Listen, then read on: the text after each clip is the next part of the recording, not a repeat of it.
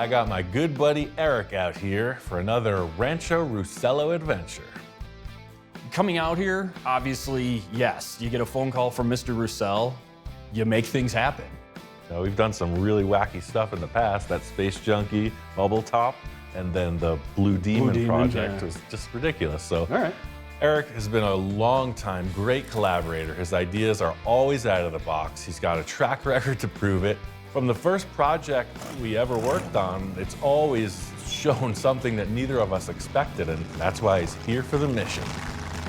Yeah, of course I didn't ask you out here on a vacation. I got you here for a reason. What? Come on. And that's why I didn't tell you what we were building. I've never worked on a station wagon before. I've never had one. So Wait a minute, you've never had a wagon? Never. Rust-free car, very solid, so it's got a lot of potential. It has some kind of a conservative factor to it, but I want to take all that away. Yeah, no conservatism. I want to go like super radical on this. It's going to be full fashion show. Anything you think about, I don't think I'll say no. Like, seriously, I got one. I'm gonna push that. I got one idea already that I want to start off with on the nose, but the rest of it is just ideas, man, whatever you're thinking. No, I'm down for this. Ian, he loves that realm, that area where we don't know what's gonna happen. Normal is boring, and if it doesn't make your hand shake, you're doing something wrong. I took the liberty of sourcing some parts to address this and the nose, but other than that, I don't have any plans like stuck in stone. So anything, we can do anything. You can do anything. Okay. Yeah. You may regret that. I doubt it. Welcome to a full custom funhouse where rules, structure, and discipline are all out the window. But look at the apron in the front. Ah! Yeah. It has a story. This is definitely not its hood. This is definitely not its fender, so No. something happened. You're gonna dig my idea for the nose. Check this out. You might recognize some pieces, Studebaker! right? Oh. Rust-free, collision-free. All right. Yeah, that, yes. Yeah, okay. right? Yeah, so it's got the hood, the nose, the fenders, the headlights, and the chromes. Oh, like a glove. Right? I haven't even done this yet. I just collected these parts and did some trimming. I'm into this. All right, that's a good start point, man. What this does is this sets the stage of what we have to do with the rest of the body. Mm-hmm. It's super weird. The flavor's there. That's the theory right there. Yeah. You might be wondering just where we're headed with this project, and that makes two of us. But I think mocking up this nose gives us a crystal ball view into the future of this grocery getter wagon. So I figure we'll just cut off all that damage in the collision area right through the spare tire and just remock it up. Start from there, yeah. Eric and I are on the same frequency. There's no time overspent talking on it. We're right to the task. I think the key points of getting the Studebaker nose to fit on the VW is that the Studebaker is physically a bigger car. It's longer in the wheelbase. The square back's very stubby on the nose to the tire. It's got to stay as close to the windshield as possible because otherwise it's going to look like, you know, like a schooner or something coming out of the front. I'm going to set up the envisioning. So you got the piece of steel. High tech as always. And the pencil. And the pencil. Okay. Pencil will adjust the angle of the dangle. So you're looking at this on the car, right? Yep. So set up the base of that square with this line. Yeah. Ah, very clever. And then the bullet mounting is this angle, so it'll be a perfect 90 degrees. Yeah, we're about on par. It checks out. Math It's been checks certified. out. Yeah, it's been certified. I did this one and I did this one. Excellent. At most shops, you use protractors and laser centers and pointers and all this stuff, and there's a process. Not here. It's a carpenter's square, a chunk of wood, and a pencil. And that's it. Yep. Perfect. I think this is going to offer a really cool transition from the VW look in the front because that was a very sloped down look, and this is very prominent, like the 50s cars. Oh, I love this. From that flat, very bland Type 3 nose to this, whoa. Yeah. It's a mutant. Kind of like we're chiseling this out and finding its place in the universe. It's a discovery for all three of us, including this yellow banana.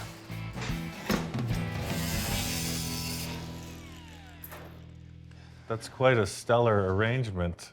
I don't know what kind of all-male review clubs you're performing in, but that's something. How do your coworkers usually feel about that with the flash coming off of that helmet? Wow. I gotta say, that is pretty extra special. Eric is very much at home in embracing the weird. Yeah, as long as these two are good, that's gonna be a simple addition. Tell me that looks cool. I don't want to look. Tell me it looks cool. That looks cool. All right, now I'm jazzed. Yeah. Ian's got a really good eye to kind of be able to blend two different genres together. He can bring in pieces and say, I think we can make this work and I think we can make that work. And usually 9 times out of 10 or 9.9 times out of 10, it does work really well. I think we should utilize this VW body line and cut the Stude fender right above it. Keep as much of this as we can. Keep as much of this, because we're using the VW wheel arch, but this is so Studebaker, we don't want to lose that curve.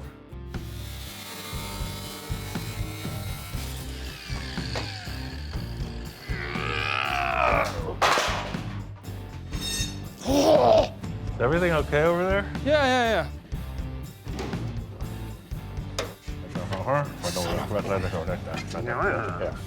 I'm not sure, but I think this is the one, or it could be this one because there's more, and it could be like, that means business, or... Would you just use the force and get with the program?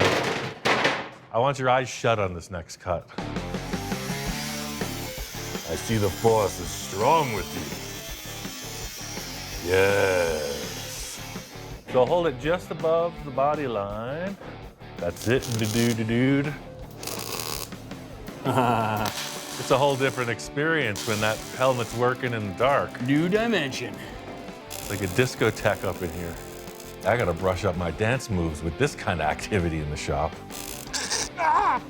Look at that, dude. That is really cool. No, I'm digging this. It's way narrower than the Studebaker, but it works. It's funny how the proportions, you can change them like that, and it still keeps its shape. It still keeps its flavor. This is exactly what I was hoping to see. This car parked in a lineup, you're gonna go, wait, what? Studebaker station wagon? I don't get it. I wanna get that passenger fender on. This is getting me charged up, dude. I wanna hit that roof next. It's half custom. It will be full custom in a moment. So getting this nose on, I mean, what a radical change. I love it. The rest of the body now is way bland. Next task on the list is addressing the roof line. I don't really have any specific ideas, but I know I definitely don't want stock. You need to make the roof as off the wall as possible. Yeah. Because the rest of it is just... I think let's just tack weld the door shut and just cut the roof right off. Let's just mess around with some ideas. I mean, it could go anywhere in discussion, but you know, once you put the parts in place, you find that sweet spot. That's when you start seeing stuff, yeah. Building up a project like this from only a few parts ideas, I'm just waiting for the statement. I'm waiting for the what is it moment. I'm not attached to this roof, and in a few minutes, the car's not gonna be attached to the roof either. I'm not attached to anything but my wife. My first thought is always go as radical as possible and then pull back. Some people may think baby steps. I say eat the whole sandwich. Ugh. It's getting less yellow with every cut. Now it has zero character. It doesn't look like anything. I didn't think it could get any more plain. But yet here it is. Needs more cowbell. Definitely needs more cowbell. Let's spin it around. We have the post on the back. We have the front posts. Use the hatchback as the... Yeah, use the hatchback. Hey, I'm up for anything. I mean, that's what we're here for, discussion, right? Why not? I told Eric all ideas were up for consideration, so, I mean, here we go. Look how narrow that is. Doesn't even look bad backwards. Interesting. Yeah. I thought you had a horrible idea. It's completely horrible. The fact that you listen to me is astonishing. Don't do that again. I'm usually the guy with the wild ideas, and I'm just like, that can't possibly work. But wait, 4 inches where the windshield lands? Because that round windshield was kind of like a falling back effect, and this gives it like a little more it's got a meanness. Yeah. There's so much stuff in the way, but I'm digging this Yeah. bang right there. Straight down. The roof is way narrower in the rear than in the front. So it's like, what? Yeah, now what? But Upon exploration, it's just a megaton of work to make this roof fit properly. By flipping it, we'd have to cut through the center, widen it, etc. I don't think we'd gain much reward, but the forehead on this is starting to have some appeal. I have a Nash Metropolitan roof in the back. Maybe we should look at that. yeah. Here lies the remains of my last project with Victor. And as you can see, it's ripe for the picking. Oh. And it's, when we're talking flat glass and see the forehead on this? Yeah. It's very much like that. Oh my goodness, yeah. Maybe it'll be a hint in the right direction? Yeah. I don't know. First step is to get rid of the dash and all the glass. We're only interested in the roof skin and the pillars. Rubber seals and the desert don't get along very well together. I see that. Yeah, they get petrified. I don't mean scared. Oh, wow, it's not that narrow after all. Maybe too Studebaker. I like this. Yeah. I like this. You know, this is a nice shape. That's just lacking. That's a no bueno. Every time you put a different roof on it, it looks like a different type of vehicle. But you're like, yeah, no, but maybe. Like, what if it was like a truck style with a tonneau cover, like super low? His mentality is just so like, the sky's the limit. You can do anything. Ooh, It's nice to get into a project where you don't know what you're building, isn't it? I love this. He doesn't know what to I have no idea. So day one, you know, things pretty easy. Put a Studebaker bullet nose on the front end of the sucker. Boom, done. Where's my cupcake? But as we progress into the roof chop, the fear is washing over now at this point because it's like, We had a great day yesterday, didn't we? yeah. Now what do we do? Ian, of course, as always, is as cool as a cucumber or as lays like broccoli. There is light at the end of the tunnel. One step at a time. Might be losing my trusty sidekick to the process. I gotta reel him back in. I'm gonna stick that windshield on here. The stock glass, just as the Roadster look. This is where we really need to keep inventory of all the things we've tried. So far, we've changed the front of the roof line, and we like how it complemented the Studebaker nose. It kind of looks like a beach buggy now that you can rent. Banana buggy beach rentals. Hey. I always say all my projects have a story, whether it's the supervillain driving the hot rod or the alien driving a spaceship. Somehow this beach buggy rental story just began. Banana hammock beach buggy rentals. Come join us. You're welcome for your $1 million idea. Just looking at the car, I'm thinking, you know, what if we used the stock glass and just like leaned it back, raked it? That's kind of radical. It's just big window, but laid way back. You're all shook up now, aren't you, baby? Yeah, I'm twisted. There's just a whole thing about not doing weird for weird's sake. It's easy to go over the line where people take it as comical, right? Because you could be like, ew, that's weird. But if you make it intriguing, all of a sudden, that's weird. Looks pretty aggressive. It's not looking like a squareback anymore. No. I did a couple chops where I used the stock glass but sunk it in. And this is different with the slant back, with the changing of the angle of it. It's appealing for some reason.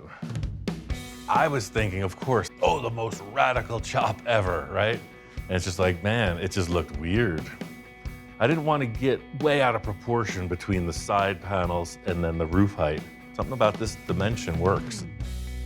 Ian's envisioning process, it's in his head. The best you can do is just try to lasso whatever comes out of his mouth as he's looking at something. You just have to kind of watch how it goes down. How you feeling? I'm feeling it. Welder up, sire. With the chop on the car now, you stand back and look. I'm kind of digging how this thing's progressing. The thing's starting to now kind of tell us what it wants. Never said it was gonna be easy, but we are one step closer to driving our big yellow banana. As for now, the chop works. I like it. The proportions there, only slight tuning to get it into gear. I'm digging the open feel of this pillarless roof. There's just something about having the breeze-through open-air design. It wasn't something I planned. Happy accident scenario. No B-pillars, I'm going for it. Presentation of the D-pillar at this point is gonna mean everything. You know, the roof, of course, is lower, but it's also more forward. Got the old mismatch issue. The roof is... I mean, it's just a tiny, tiny mismatch, just a little. I really want to see the engine. I can get down on that, yeah, absolutely. And I want to change the taillights. Right now, my concept is just like a hot rod. You'll see the engine up front exposed. Right now, that's the way I'm feeling about the back end. Jewelry box, basically. 100%. So see, the engine's here, right? So imagine the roof only being to the engine. Oh, yeah, man. Yeah. Yeah, because ultimately it doesn't need to be that long. It could be something like, see, anything could happen, right? Okay. I'm glad But I then got up this morning. But to make it even weirder, so, okay, we're gonna have these fenders sticking out the back, right? Yeah. And I was like, everybody's gonna know, Type 3 taillights, right? So check this out. Oh, there's more. Look at that. What year, 53? Yeah, something like that, yeah. You got the peak here, Yeah. and you got the peak here. And that's exactly what I saw on the Cadillac. Okay. Yeah, drop down in position and everything. That'll look really good. Settle those in, Yeah, and then yeah. decide on the roof. Now we have the wild in the back as well, which works out well. So I think we're balancing it properly. Let's get started. I like the way you think. A lot of Ian's projects, there's cool and weird mixed into one. He has developed an eye to somehow blend the two together, and I love watching to see what he does, because he can blend cool and weird together like nobody else. Are the envisioning goggles working? The number one thing I saw about the Caddy taillights was they were on their own perch. So similar to the Studebaker fenders being their own projectiles in the front, the Cadillac taillights came up and do the same. Yeah, that's weird. And these vents, we're just gonna cover them later. It's not gonna have the Type 3 cooling anymore. Yeah, I feel as though this is a step in the right direction here. He likes it. I like it. So this is the big debate, like what happens now with the roof? How short does it get? We don't want it to look like a pickup truck, and we don't want it to look like the notchback sedan. Yeah. Thoughts, Captain? I saved the bottom of the pillar, a little turnaround. Oh, I like that. Okay, so if that goes down to 0, right about there, Perfect, smart idea. then, so that would kind of go like that. Shall we go to the envisioning tape? I think so, yes. Let's see what that brings us. Because we're not really running any side windows whatsoever, the A and D pillar are primary. Maybe that pillar is more vertical? Oh, no. No. May I? Yeah. Dumb idea. There's no dumb ideas, but there could be a dumb idea. Oh, Studebaker? What Rambler Wagon does that? Rambler does that. Wait, look, what if I grab the passenger side? It already done does that.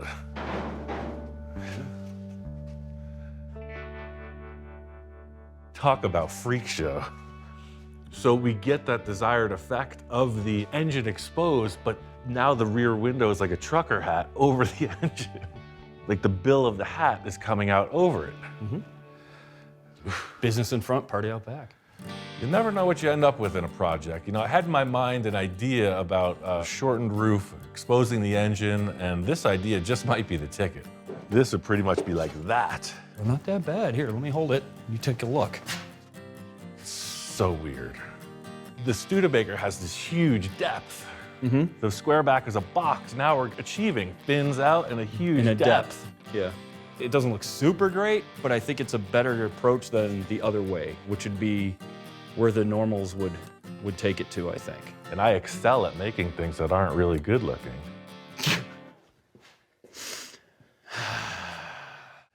I love my job. Right off the bat, Eric says backwards pillar. I'm like, oh yeah, like some other cars I've seen in the past that were oddballs. Count me in. This is what's gonna sell it. This transition and that transition being this is what's gonna sell that whole thing. Yeah. Oh, look at the hatch. We got the corners right there. There they are. Sweet beans. All great ideas, right? Anything can happen, but it's gotta look convincing. I always say that. And reversed angle on the pillar, heck yeah, if we could pull it off. Structurally, it's not that huge of a challenge, but aesthetically, visually, it's already like a bold choice, and it can't, again, look weird. It's gotta look, wow, that's weird. It's easy to come up with an idea, but to follow through, who dog it? You're in for a ride sometime. The whole thing is utilizing Eric's time to the maximum. Correctamundo. It's a rough concept. Just get the ideas down, and I'll fix it up. Voila. Yeah, I think we can get away with that. For sure. Starting to shape up, and the back end is presenting these two tall pillar-like quarter panels independent of the body, and taillights are just the little toppers on them. Feels like the front of the Studebaker nose. How you feeling? You look a little woozy. I don't know yet. Yeah, standing back on it, just the open back. I mean, it looks like some kind of a utility vehicle. Like, yeah, I could see this at the beach. It's a four-seater, you throw your gear through the side. The back is just wide open. Yeah, it's giving it purpose now. It's like Lion Country Safari. You could just sit in there and feed the giraffes. And that was the whole lead up with this open back. The engine's popping up through the floor, and we're gonna see it. Whatever we gotta do, no rules. All right, cool. We were trying to get weird, and boy, did we succeed. I gotta say, that pillar issue was something I didn't see coming, but here we are. You know, the front's so radical, the back's getting crazy. Let's just cut this off and make something different. Yeah, all right, that'll work. By pushing this back, it'll make these fins appear bigger. Groovy, I'm into that. I really don't want it to look like a stock square back rear with the Cadillac taillights. I want to radically redesign the center of it as well. I love the idea right now of the exposed engine, this sunken area, exposing all the mechanicals. I just want to work with that. So this engine's just a mock-up. It's a core. The fresh engine is at the rebuilder right now, so you're really getting warmed up on these VWs now that you're hanging out with me, man. And of course, I got a few tasty treats to spice things up. It's a pretty cool fan shroud. I got this set of carbs. Oh. But see, now look, it's kind of stacking up in there, right? I want to show as much of this as possible, so I'm thinking maybe this deck comes out completely. Nice plan. I like that. See, like reverse like that. Give it a little curvature. I just had a really weird idea. I'm in. I love what you're doing with that pan. So it's a sheet metal here, right? But I was like, man, it's gonna be so bland, right? But no, it's actually the exhaust cove. So that's just the pan, and the exhaust is some kind of really showy thing right here. Right. Yeah, I like that idea a lot. I gotta look in my parts stash. I think I might have some interesting tips.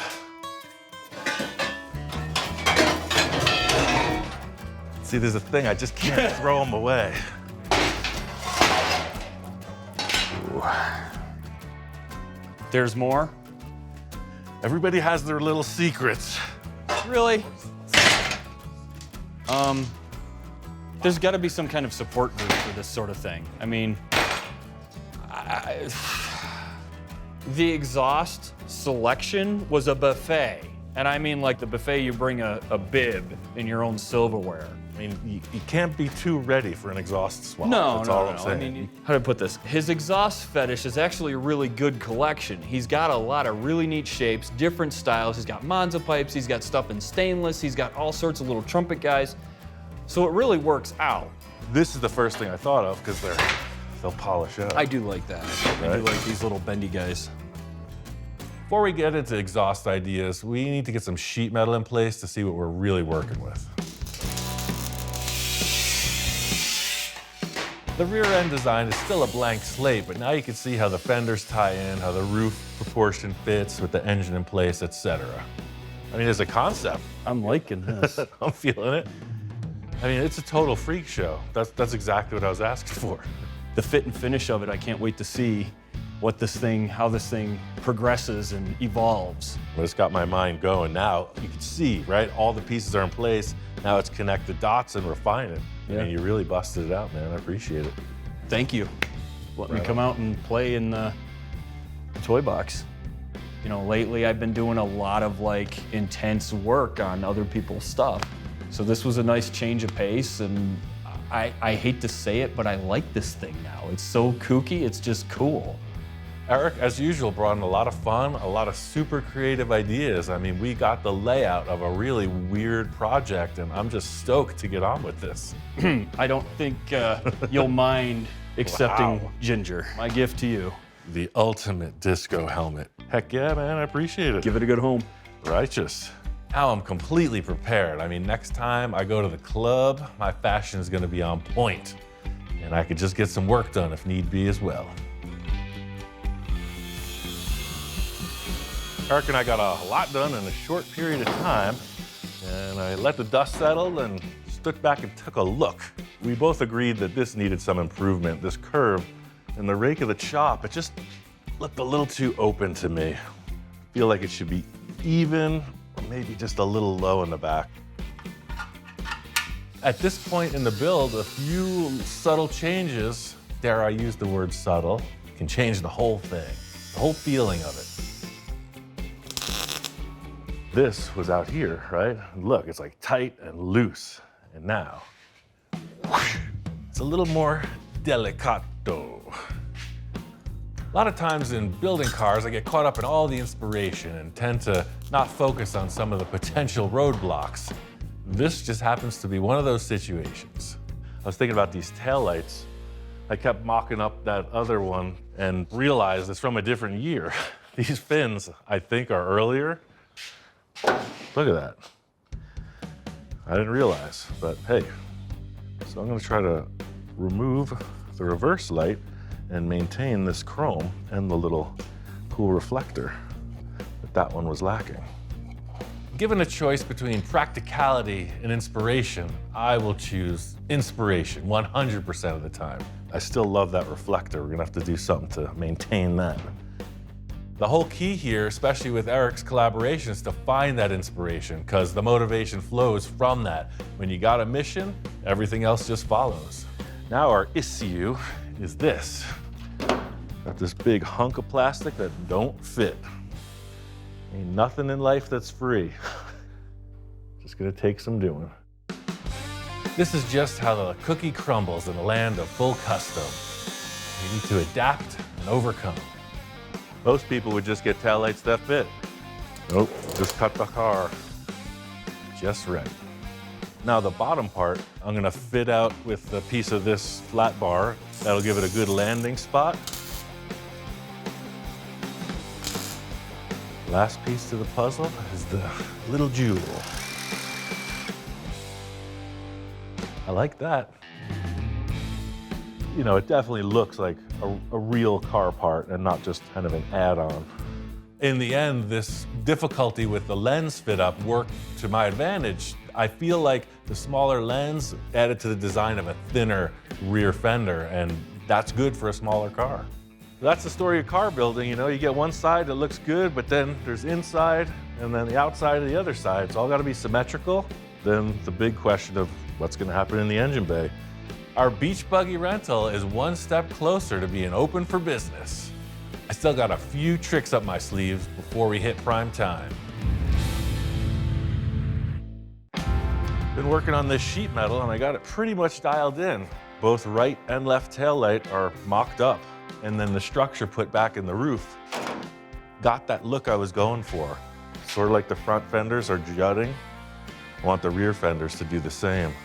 Just like with the nose of the car, you see the center being its own thing with these two structures on each side, and I want to follow suit with the rear end, however that works out. It's a pretty ridiculous change. Right up my alley. Yeah, the engine, I want it to be a focal point, but it's just something about this just cavernous surround. I'm not sure. I'm gonna start at the bottom here. I know I want exhaust poking through that roll pan, and I thought at first I was gonna use this. But when I mocked it up, I saw that all the gear was outside the car pretty much. The big spaghetti bundle in the back, right? I also had this other 2-tip dealie. It's kind of classic. It's kind of not complicated. It's kind of sandy. The exhaust makes a huge statement in every car, so I'm trying not to overdo it. As radical change as the body is, it's a pretty like mellow style.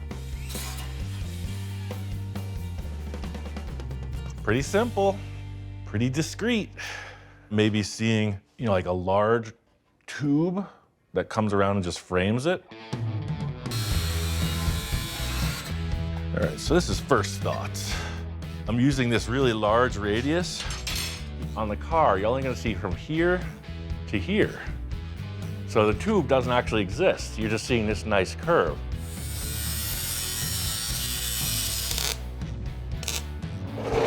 Right. And I found these really tight little bends. They're from a handrail. Wide open, baby. Anything could happen. Always looking for parts, right? I did a bunch of hole sawing on some steel plates, so I saved those. I modified some seats, so I saved those tabs. I'm at this guy's house, and he's like, hey, do you need some bends? Always looking for that shape that might be the fix. Believe it or not, I'm not the only one. I've been given some pretty weird creations over the years.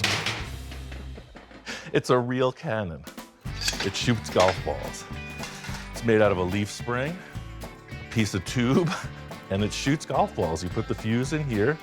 Maybe we need to like mount this on the back of the car. It could be endless hours of enjoyment for the dogs fetching balls. I wouldn't even have to leave the driver's seat. I digress. So I'm just gonna tack this on so I can put some sheet metal and start to secure it. The whole thing here is just to maximize the dramatic proportions I can gain from the position of the fenders and the engines. Trying to just like create the look of the tailpipes, depth in the body, make it more exotic. I don't think any bumpers on this car. The front has so much character, it would take away from it. And now the back is getting that same kind of flow where the center is projecting a little bit. Love the shapes, lots of dimension. But there's just something about this back end that just needs a little extra. Originally, Eric and I were talking about having it wide open so you could see the engine, but something about these two side areas, it just looks like, I don't know, I want to do something with the back. I was just thinking about the back end of cars, right? And I'm like, wait, we hacked apart this Metropolitan and I used pieces of it on this other project, but the whole trunk and rear portion of the center of the car, exactly what I need for this, is laying in the back of the shop. This was the area where the spare tire hung, so I had cut that out. But I was like, look, there's the window where you can look into the engine. And should you need to get in and mess with something on top, you got a lid to get in there too. Look at that. Talk about serendipity. I got 2 words, surf and safari. All it's gonna take is a little bit of everything.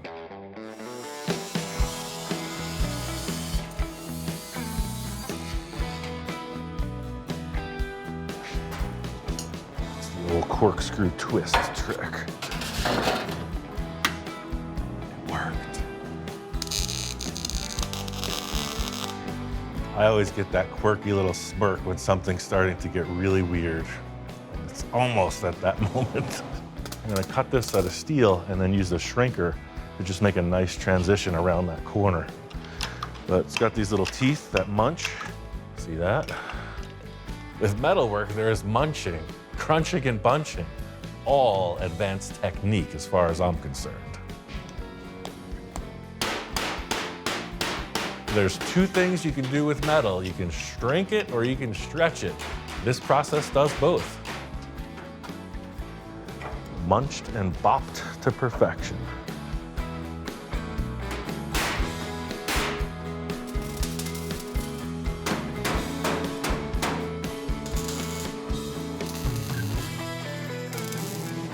Very interesting.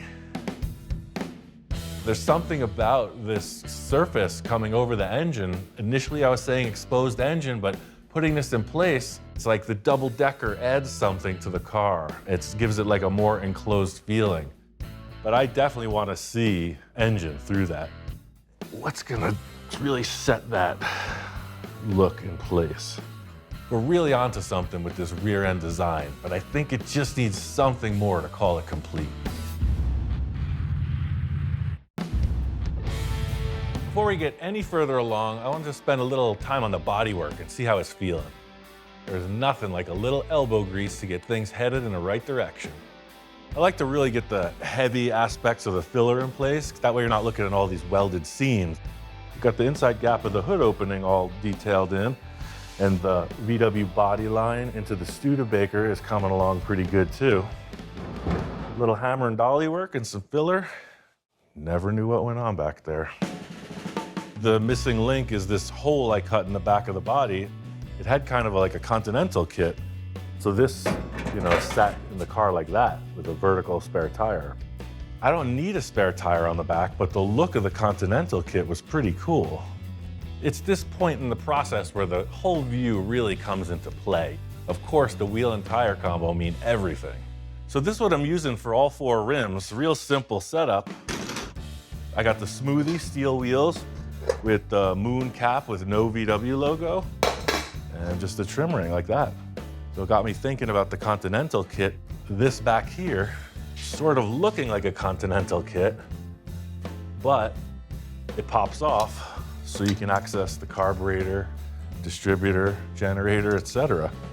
I mean, that sounds great in theory, but like, okay, well, here I am dangling 2 items in space. How it actually happens is where the story begins. I got this rim over here, Chevy. Trim ring fits it perfect. I don't want the rim though. I don't want this blocking the airflow. I just want it wide open. So I'm thinking about making a couple tabs that will bolt in or screw in under the trim ring, mimicking the look of the original Studebaker. It's got kind of the cross with the chrome dome in the center, right? So what if I made 4 little wire supports that screwed onto that ring in that pattern, paint them black. This thing kind of appears to be floating, but still front and back the same. Enough theorizing. I mean, let's see you make it happen already. Your hands aren't even dirty. You can drill and screw right into that.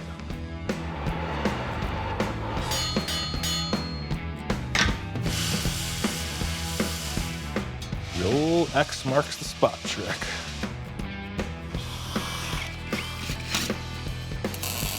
Now I'm just gonna tack weld this hubcap right to it. That gives us the potential for our floating hubcap. Now we remove the rim. The whole concept with this is that I feel like it should look like magic, right? It's just a floating disc in the center of this hole.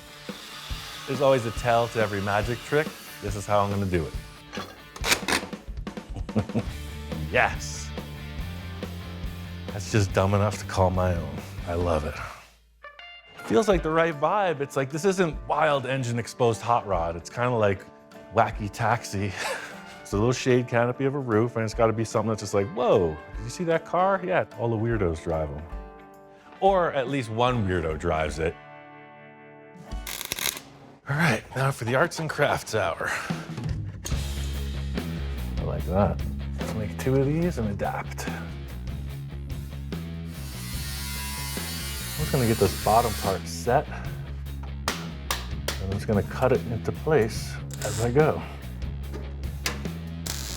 I'm pretty straight ahead once I got that hard curve established. I just came in and squeezed it and buttoned it right up. Little welding, little grinding, plug them back in place.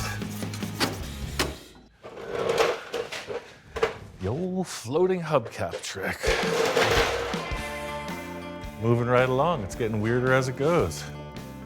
This thing has got the revered double cool factor. This design not only looks cool, but it keeps the engine cool as well. Just like so many of my other projects, this thing's like a Hot Wheels. It's a big toy car, you know what I'm saying? It's just exactly that. It's like, whoa, what the heck is going on here? Next up is the paint work. I got some ideas, and that really does bring it all together. Bombay Beach, here we come. I got this beach buggy all wrapped up and set for its maiden voyage. Super stoked with the way it came out. You know, the mashup with the Studebaker and the VW, it's convincing.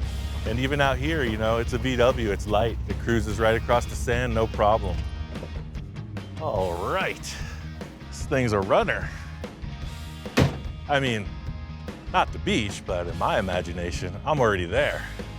It's pure paradise. Life is what you make it. You live the dream, you become the dream. Like, it's really all how you perceive things. I mean, anything's possible. There used to be water here. It's just low tide. It comes in once a year. This is pretty much where it's at for me. I mean, that's why we built the car. Beach theme. Like we said, Erie Eric's Beach Buggy Rentals. Cruised on down to the surf spot. You got the sand, you got the sun. That's two of the three. I mean, all we need is some tasty waves. Southern California surfboards. Goes together like me and Volkswagens. In all seriousness, you know, there was a ton of bodywork to finish out on this. My friend Jamie helped me block sand and bodywork the whole car. I love the vintage flats paint. Not a lot of flair. I just got 2 gallons of white and I mixed in green toner to come up with that seafoam, classic kind of beachside color. One of the iconic wagons in the world is the Chevy Nomad, so I used a similar flow where the paint checks off of the pillar and comes forward in a spear. Not a perfect representation of that, but you definitely get the inspiration. From the onset, the only thing I saw was the bullet nose and the Cadillac fins. Everything else was the collab between Eric and I. That's what you end up with. I mean, it really was just throw down, showdown, and here we are, painted. But somehow, it works.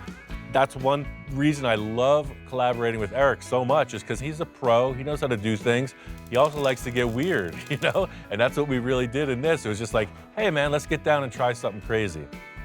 That back end was a monster. Inside curves are one of the hardest things to bodywork, and I'm gonna blame that all on Eric. He got the glory, I got the lack of fingerprints.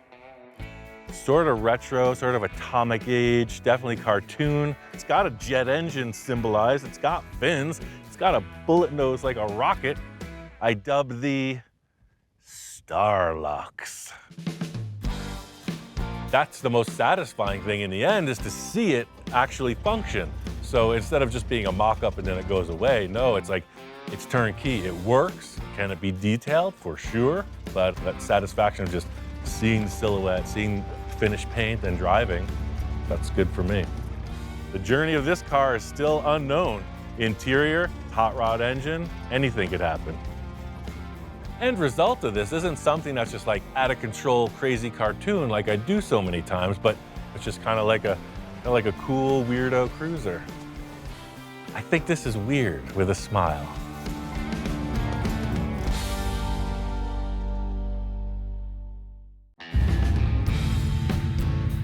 Out here at my friend Bill's place, he said, hey, come by. Guess what? I got another truck. You know Bill, he's a truck guy. He just can't quit the habit. Here he goes again. Bill and I have done a ton of projects together. I could see a cycle, like he's improving with every one. Each project comes from a better starting point. He usually manages to get his hands on some interesting stuff, and this truck's no different. Wow. It's even got that old truck smell. That's a unique rust pattern. Usually it's down in here. Usually you see all this gone. It says 61,000 miles on it. I might just believe that. Look at that, never hit, never painted, never known nothing. In a quest to live my life by the true metaphors of the universe, I will not judge a book by its cover, but I will give it a thorough once-over and then cast my judgment. This is like, yeah, barn find potential. Yeah, and in the rear, it's more of the same, just good, wholesome truck. In this day and age, to walk up on a vehicle that is in the unmolested, unchanged status, it's pretty unique. Hello, sir. Mr. Rousel, my favorite fabricator. Wait, you mean there's others? No, I just have you. That's all I need. Okay, cool. This is quite a charmer, huh? Well- Talk about a barn find. One family owned Huh. since '62. Wow. A friend of mine found it, and I went to look at it and just had to have it. Yeah, I could see why. I mean, it's in great shape. They started messing with the top and didn't prime it, didn't do anything, and of course, So they actually did cut that open. I guess. Okay, because I was like, this doesn't add up. It doesn't look like your typical rust. Seeing the rust damage on this, it's really impossible to know what's going on under the surface. The openings in this one are curious to me. Anybody that knows rust knows that this is just the tip of the iceberg. Everything seems to work.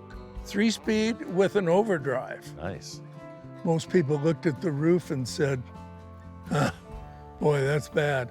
I looked at the roof and said, where's Ian? You know a guy with a welder, don't you? Yeah. Remember that old commercial, Mikey Likes It? Well, this is sort of like that, but it's Ian can fix it. It's never a dull day. There is something to be said, like the time machine scenario, right? Because Yeah. it's a real deal 62 Ford. Yeah. I don't know, it just stole my heart when I saw it.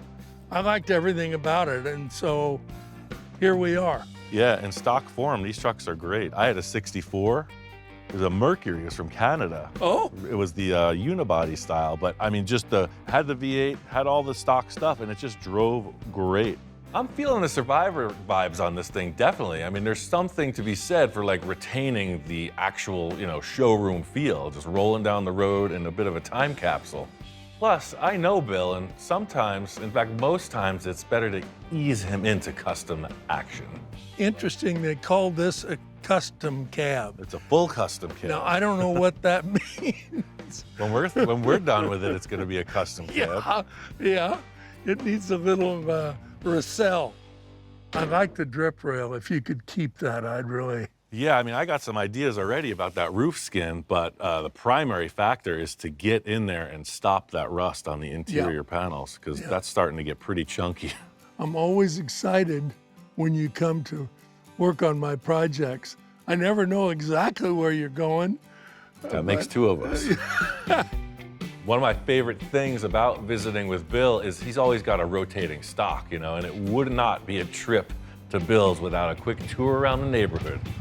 What's going on with that? Well, the panel trucks, 46 Chevrolets, both of them, Wow. real projects. Huh. I mean, Need everything. everything. Okay. There's a lot of potential there. No doubt. It That's just, for as sure. you say, it's literally strapped together. Yeah. Fine piece of machinery. There's something about being a car guy where when the opportunity presents itself, how could you say no? That's a 1930 Pontiac. It's all there. It's got wooden spoke wheels. Oh, cool. It's a hot rod disc, kind of like doesn't make sense. Yeah.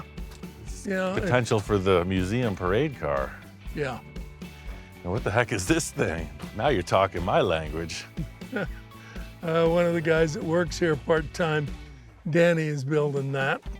Even got a motor on it. I mean, nothing says outlaw like a motorcycle with no license plates. Let's run it. I got one word, man. Chingon. Yeah, I mean, these are definite long-term potential, but let's stick to the order at hand. I agree. I'll get some ideas together on that unit down there, and we'll just keep thinking about these. I like it. Yeah. There's a few different ways about going forward on this particular project. Looking back through my mental Rolodex, I remember a friend of mine has something that just might work. It's a 62 F100 four-wheel drive. It originally belonged to a good friend of mine that I was a sailor with. And we used to drive this thing out in the desert, boondocking, yank the engine out, and I've pretty much been sitting on it ever since. Every truck's got a story, man. I love the bumper. I love the roll bar. Super cool. That's what we're looking for, 100%. Look at that, even comes with extra windshield wiper. We're in business. I guess I should have done some pruning, huh? door hinges, the door jambs are all perfect. Look at that. And that's the driver's door. Usually they get beat up and worn out. It's been doing more sitting for the last 40 years than operating. Every parts search, I'm always looking for something fairly specific. And this truck doesn't have a lot to offer. It's fairly bare bones, but it's got just what we need. Yeah, we got a lot of rust in our truck up in here and some of the inner panels. This thing, I don't even think it ever got rained on, huh? No rust out in the desert. I'm glad I'm a desert rat. If you're not that attached to it, we could do a little horse trading and It's gonna have a new lease on life. at least parts of it will. The one thing about dumpster diving is it's not as easy as picking something off the shelf. It looks like this rig is missing a critical element. It's got no rear axle. Well, I got my trailer. Maybe we could lift it up and just drive the trailer, right under it. It's always a new page opening, a new story unfolding. Things get kind of crazy in the Wild West. You're gonna have to pull them tires. Got this thing loaded up, heading back down the hill to Mr. Bill's. All right, twin trucks. Love these mirrors. The roof skin is pristine. That's the big deal on this. I didn't realize this is a long bed. That's a short bed. Look at that, I could almost grab this one. Good thing we don't need the bed. Comparing these two side by side, it looks like this one has all the parts for the old cut and paste trick. I really do understand Bill's wish to keep this in survivor mode.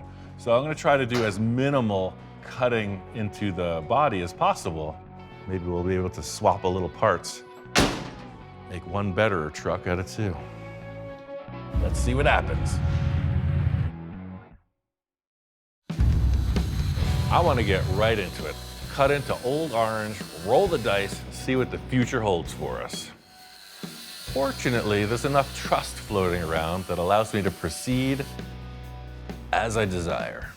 Yeah, the first step is just like an exploratory cut. I'm gonna try to just make it look like nothing happened. I just want to see how bad the rust is inside.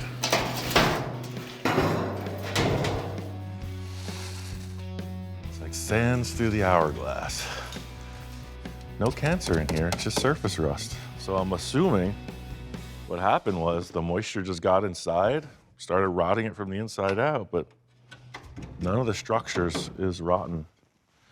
That's the good news. What's the bad news? I don't know yet. Let's get a wire brush and see what's happening. I was really concerned about how the drip rail rotted away, but see, that inner part, there's no cancer there.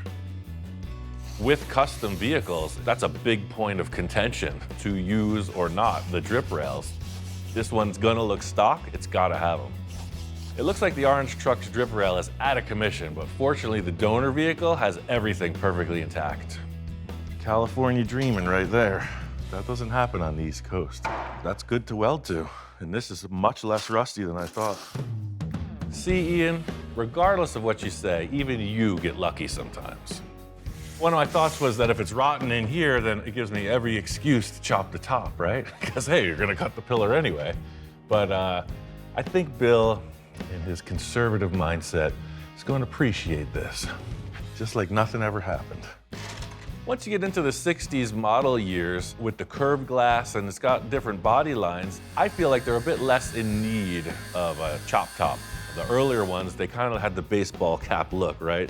Kind of a flat front-ish with a big, tall center.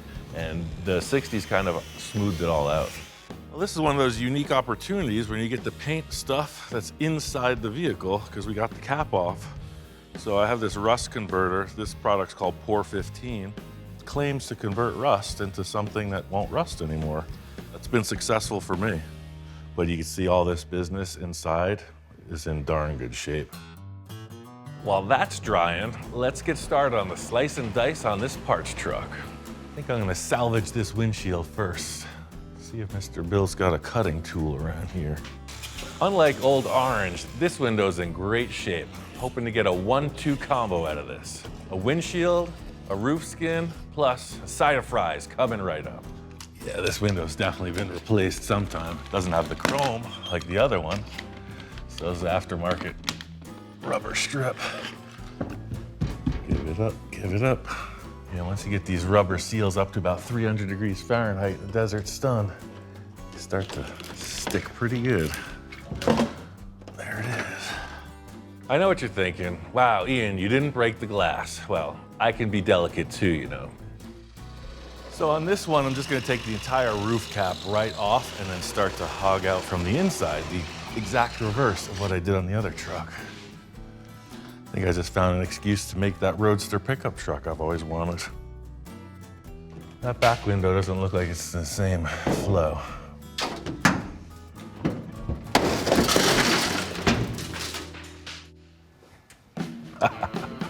Old habits die hard. What can I say? One farm fresh roof skin. Let's get that truck out of here. Let's take out this ancient artifact. Yeah, look at that, rust free. That is the desert, ladies and gentlemen. I want to leave the drip rail, but remove the structure. So I think I'm gonna take the disc and put it in this way now. Now that the skin's on the table, I can trim away everything I need using my patented surgical precision. So now you have all the structure of the truck intact with this front windshield surround preserved on the other vehicle, as long as those folks at Ford used the same tools to make these two roofs. We're gonna find out. I did all the prepping I could in 2 stations. It's time to put it together and see if it fits. Well, hot dog, if that don't fit like a Ford roof skin should. The two-tone is pretty cool. I wasn't expecting that, but it brings out the bumper. The white and white. Looks like a creamsicle. There's just so much to be said for the factory stamped sheet metal. It fits identical, it fits perfect. And the patina, the color of the paint, actually works great as well. See how this roof has a little clip on it? And then there's still one remaining on the truck. So that's your front alignment right there. Both of these vehicles were prepped out more conservative than the final fit up. So now that the pieces are kind of stacked, just the last bit of trim and nip to make it happen. The process at this point is welding it together and just trying not to burn too much paint off. It's gonna get hot on top for sure, but you know, you're only gonna see the seams around the backside. The front welding is buried in the rain gutter with the sealer that'll go in there. I'm feeling good about this swap. You know, I still got a few tricks up my sleeve to make Old Orange come full circle.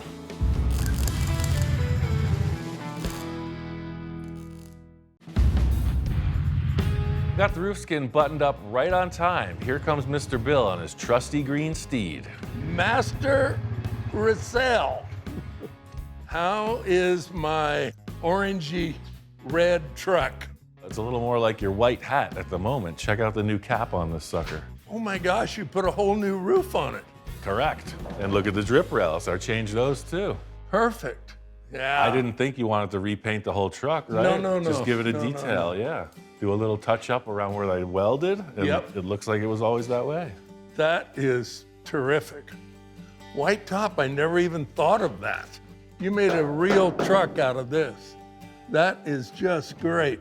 It's good to see Bill excited on the progress. This kind of change is right in line with what he likes. You know, I did major surgery, but it looks like not much went on. When I saw the donor truck parked in my driveway, I thought, wonder what Ian's got in mind. Plot's thickening. Right? So the good news about that truck is it's got a lot of pieces. I noticed your parking brake was broken. It's got all the interior mechanisms for the doors. It's got a brand new windshield in it. So you got a few good things out of that. Oh, that's awesome. We'll pick it apart like a chicken.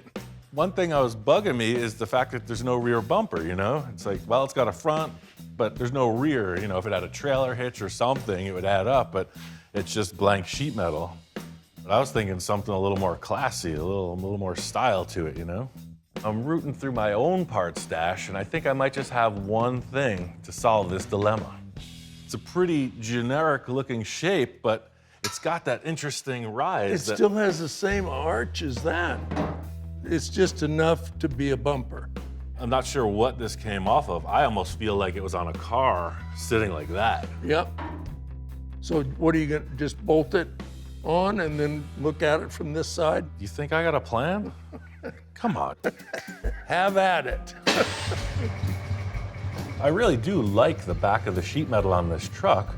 You put the bumper in at the height of the lower portion of the quarter panel and it just flows right out. With a utility vehicle like a truck, a pickup truck, the bumpers are literally just that. They're for bumping into things, not much style put into it. So trying to make this look a little bit better, the body lines of the truck have so much to offer, I want to minimize the bumper impact. I'll use this line in the truck as a reference and set that side into position and see how far away this line got from that line. And that's how much we'll narrow it. You can see how high-tech this is. I mean, no expense spared in the rigging and jigging in this operation. So we got these brackets in here, and I don't want to mess with that because that's our welding on potential. We're going to narrow it in this vacant area through here.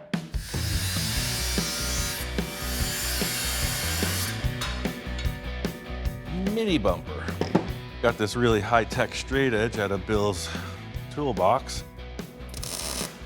Fortunately, this bumper is the same dimension all the way through, but it's important to get it straight when you're aligning it for welding.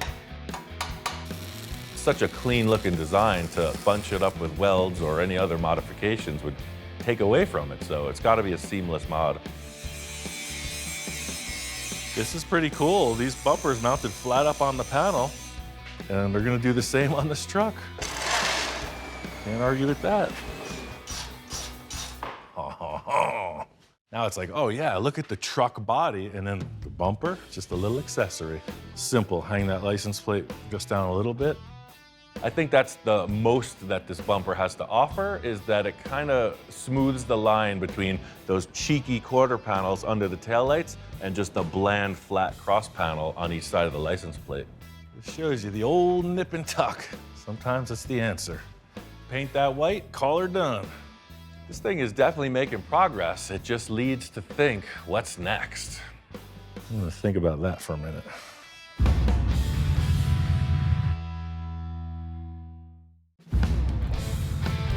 We're out here in Pomona, Fairplex at the first annual Grand National Truck Show. Anything goes, kind of like an open invite. As long as it's a truck, come on down. When my friend first told me about this show, he's like, you gotta be there, man. It's the first time all truck invitational. I was like, truck, yeah, let's go. But the big question is the El Camino a car or a truck? It's still yet undecided. I say this all the time, we are so spoiled in Southern California. I mean, this show starts at the gate, in the parking lot, walking in, all the way through. This thing is unique. I love this bed cover. Who knows what year that's from, 40s, probably. It's steel, super cool. Yeah, the whole thing with coming out here is just to see like what's going on. If I could bring something to the table that would get Bill excited, that's what I'm all about. This guy's one of my favorite fabricators going, Slim. He builds some crazy stuff. And this van is like a wheelie popping machine, as evidenced by the giant engine in the back. The Highway Patrol loves to see this stuff on the street, so I'm sure that's why he did it, just to support the local law enforcement. Vans, trucks, you name it. Look at this yellow beast. Look at that face. Wow. 1950. There's something to be said for a vehicle that's as tall or taller than me when it's laid right on the ground. This thing. There's something about the cab overs, you know? It's the ugly duckling turning into a swan scenario, truly. These things are just big utility things, kind of ugly, kind of weird, but lowered down and customized, they are something. Is this your truck? I wish. Oh. I love it. Obviously, this thing's full custom, but the body started off as a 40 Ford cab over. Everything's modified. Super nice. I love how they pulled the rear axle so far back. I know you get this all the time, but Hi. I just want to shake your hand. Cool, man. Good to see you. This is yours? Super nice. Super nice. You're a legend. Thanks, man. Love the rims, too. Look at that. That's a big one. Take your big surfboards to the beach on that one. trucks like this just really do prove that the survivors, there's a strong love for trucks in general, but when you see one that's pretty much intact and original, it's just like, that's worth showing. Never been painted, never been wrecked. It can't be stressed enough. There's something about the real deal, and that's what a survivor represents. Look at this 1980s fantasy machine. Look at how many shocks this has. I can't even count that high. It's got shock absorbers for the shock absorbers. Hot pink boots. Come on. This is the heartbeat of America right here. Look, it's got a cell phone and a television. This is modern. And this truck has it all. Suspension's crazy modified. It's body dropped. Can't really get much lower than that. I probably couldn't even fit in there. At a show with this wide of a range, there's no way to pick a favorite. I mean, it changes minute by minute, actually. Everybody's got their own vibe, right? So it's like, well, who would take a really cool Blazer-style vehicle like that and put so much effort and love? And meanwhile, somebody else is like, I want my truck as low as possible. I'm gonna mold the bed so it's barely even a truck anymore. I mean, huge amount of work to make this thing. Huge C-notch in the back. Bunch of old barnwood. It's rad. This thing's serious business. It's barely even a truck anymore. This thing's a race car. This is cool. This reminds me a lot of the truck I did for Bill, where it's just like, truck this early never existed as a sliding ramp truck, It's just like, wait, something's wrong. To me, it's all artwork. It's 100% a feeling. Wow, look at this. I love it. It's just like, I like that. It says 1925 Ford Model T. Zipped T. Super, super neat. Just the proportions are total cartoon. It's great. So that's just the parking lot outside. The actual show is in here. The theme here is sort of like the Amber Award, the America's Most Beautiful Roadster. This is the world's most beautiful truck. So all the trucks in this area, they're up for the big award, and you could see, I mean, it's no holds barred. Seemingly no expense spared. These guys, or gals, or whoever, have got some serious dedication. This is my gig, right? This is my living. I know what it takes to bring vehicles to this level of finish. And it's not one, there's hundreds, possibly thousands, all lined up, all primo. It makes me wonder why I'm sitting here talking instead of some of these other cats. Oh yeah, now we're talking. Look at the color on this. Wow, Diamond T. Man, this thing's a huge amount of work. Just crazy cool. This is pretty close to the truck Bill has. This is the unibody, but very similar. You see the shape of the roof and a lot of the body lines are similar, but this one is full on. I mean, just like these trucks, right? You got all different shapes, sizes, ages, and the fans are the same. Especially being close to home at a car show like this, and there's so many people, and they're just like, yeah, dude, love the show, keep on trucking. See what I did there? Truck yeah. Well, I'm a bit biased. But I mean, it is a truck, right? That's why it's here. It's got all the goodies. I love this. I mean, I love the Peterbilts, I love the Kenworths, the flat face ones, anything like this. Just look at this thing. It's like a freaking building standing in front of you. You just tell them Large Marge sent you. My favorite thing is to walk around looking for that one thing I haven't seen before. And I see this curved glass, quarter window pickup truck, and they pop out. They're ventilated. I don't know much about accessories, but that one's new to me. Wait a second, is this thing even a truck? I think they're bending the rules a little bit here. It was a truck. I mean, 1923, this was a truck. Oh, look at this thing. I don't even know what to say. It is a Suburban, 1955. When they're stock, it's something, but when they're stock and lowered, forget about it. Look at this thing, man. I mean, king of the boulevard. Super cool.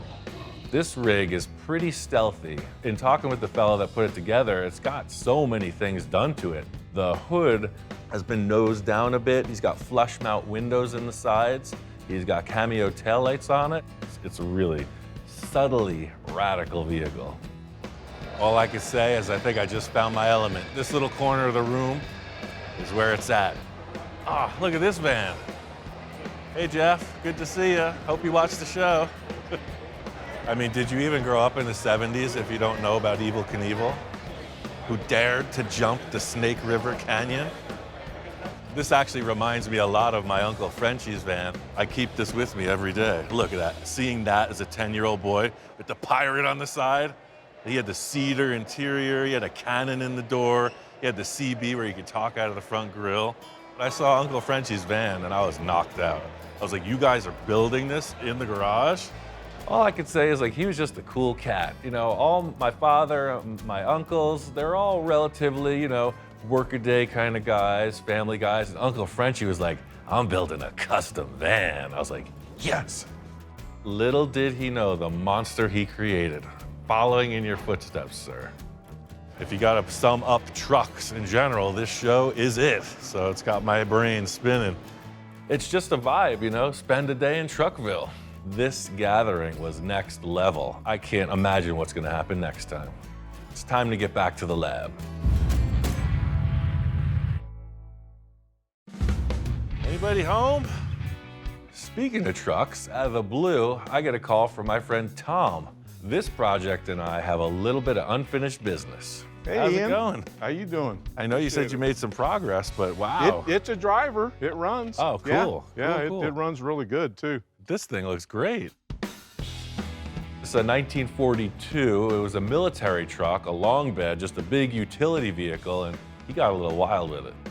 He shortened the entire chassis, bobbed off the bed. I did a chop top, little hot rod 6-cylinder engine. He's like, no, it's not a hot rod. It's not a street truck. It's a toy. Think of it as a giant toy truck. All I could say was, yeah, you're preaching to the choir, sir. I gotta say, I do love the big puffy tires, but these are cool too. Like you're saying, it's like the model kit where it's dual purpose, right? The truck is going to be this color right here. See the yellow in there? Yeah, that's cool. I'm actually thinking That's a about bold putting choice. fenders on it too, so that there's a little bit of color down here too. Well, again, like you're saying, it's dual purpose, right? So if you're taking it to the dunes, you take all that business off, take the street trim off and put the buggy trim on, right? Yeah. I love the bed, man.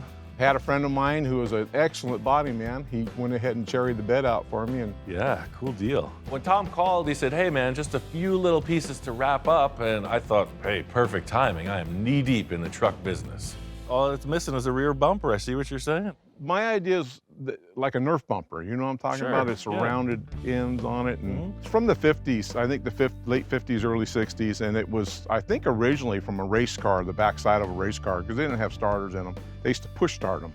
Well, I remember these were 1.5 inch rounds, so I just brought some 1.5 inch tube and some bends, and maybe we'll just come up with an idea. Okay. You're the artist, man. Let's not overstate things. I'd like to see this thing run. You gonna pull it in? Sure.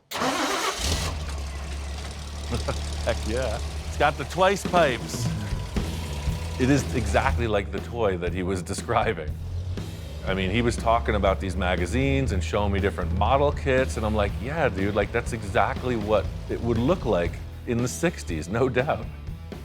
Hold on, never mind this truck. Look at this thing. This is the real deal. That was given to me. What? It's a hot rod from the 30s. Oh, wow. During the war, they made a truck out of it for like rations. so many other ones, right? Yeah, for war rations, yeah. In World War II, there were gasoline rations, and as I understood, you could get more if you drove a truck.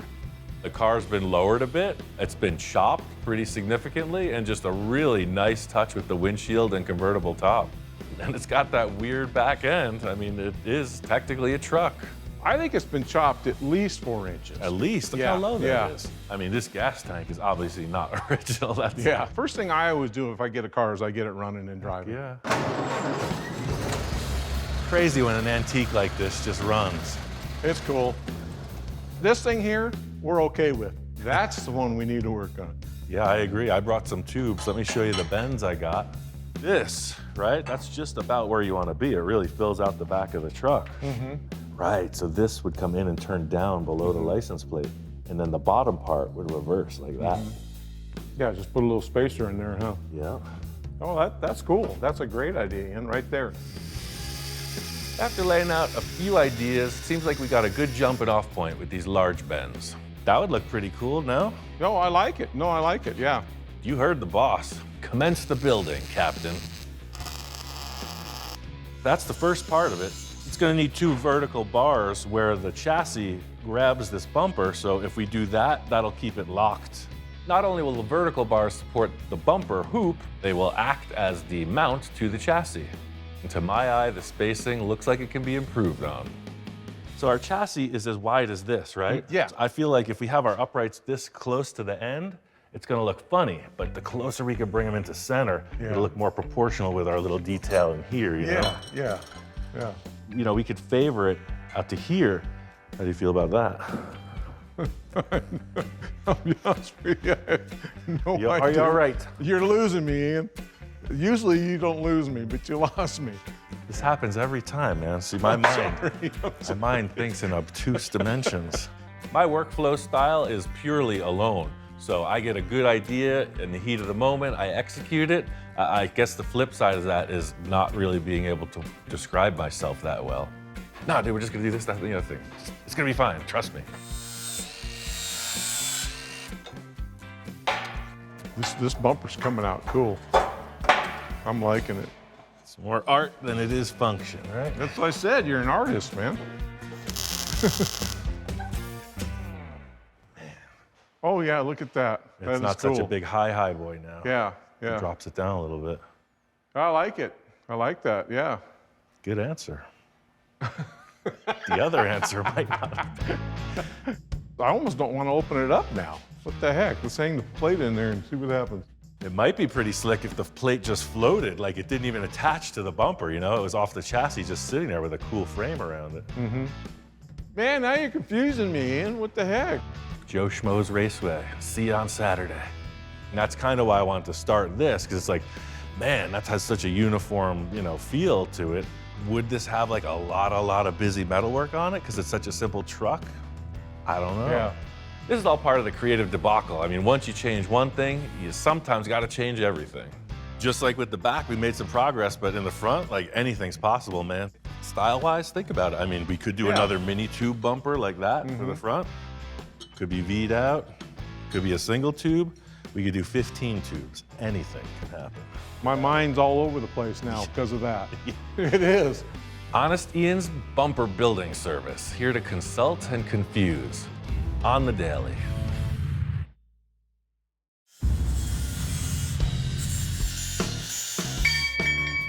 I gave Tom a bit of time just to give the old stare down and see how he's feeling about this bumper. If you want to keep this as we built it, then it's as simple as just attaching it to some mounts. I like it just like it is. I still think it looks like some kind of workout equipment or something. It looks just like something Ed Roth would have built back in the 60s. Straightforward enough. We could just make some nice brackets, you know, make it look discreet, like we were talking about maybe that floating license plate in the center. I'm gonna wait until you've got that completely mounted before I even start thinking about the license plate. If it's centered down there, it may not be centered from here. Now you're talking my language, like the great sculptors of days gone by. When the figure is on top of the building, the head is actually out of proportion. It's bigger. Oh yeah, because you're looking at it like that. Yeah. It's all so delicate. I mean, angles, distance, size. How could one possibly take it all in? Well, actually, I'm just gonna have my wife come out and tell me that looks good. Bring it and do it. Sometimes that works too. Yeah. Yeah, grab those 2 pieces of wood and let's clamp this thing back on. The old 2 fingers on the knuckle. There it is. Yeah, that looks it right there. So in the end, that's what it adds up to. 2 simple, discrete brackets welded inside and out. No, I love that thing. It looks like something out of one of my old 60 hot rod magazines. Agreed. The surprise for me was the way you mounted it. I did not see that coming, and I like that. Way cleaner. You don't have all this busyness down here now. Yeah. He likes it. By golly, he likes it. Look at that bumper. You like the way the taillights are positioned? Yeah, I mean, I love the traditional lights, but you know, what if there was like a round thing? That to me says like 60s. Yeah. I kind of like that idea. Do you have an old trailer light or anything laying around? Oh, heck yeah. Do I got an old taillight hanging around? Hell yeah. Oh yeah, that's like the time period too, man. Yeah. Right in there, just about centered. Well, I may get custom on you, huh? That's what I'm saying. If it was my truck, I'd have these taillights. In the meantime, I'm gonna get into this front bumper design and Tom's gonna hang the license plate. Well, since I have free reign, I could get obnoxious with it. Big Cadillac bumper with the Dagmars. I mean, anything's possible. Or, I was thinking like the 32 Roadster traditional kind of look. You know, it's got that grille with the little peak in the front, so why overcomplicate things, right? Maybe just a little bar that comes to a V point that matches the angle of that grille. Just give it a little aggressive stance. I think in a lot of circumstances, the end result is just being simple. Sometimes less, a lot of times less is more. It's a little trick, that way it's just a hidden nut. Yeah, so it's just welded to a washer, set it in the tube like such.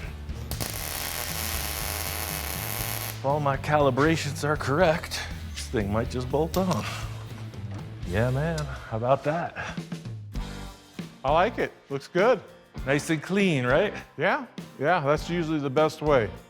Yeah, see, once you got that grill on, right? Boom, then you got that whole V shape really represented. Nothing like seeing a project in motion, especially at a distance, you know, you really get to take it all in.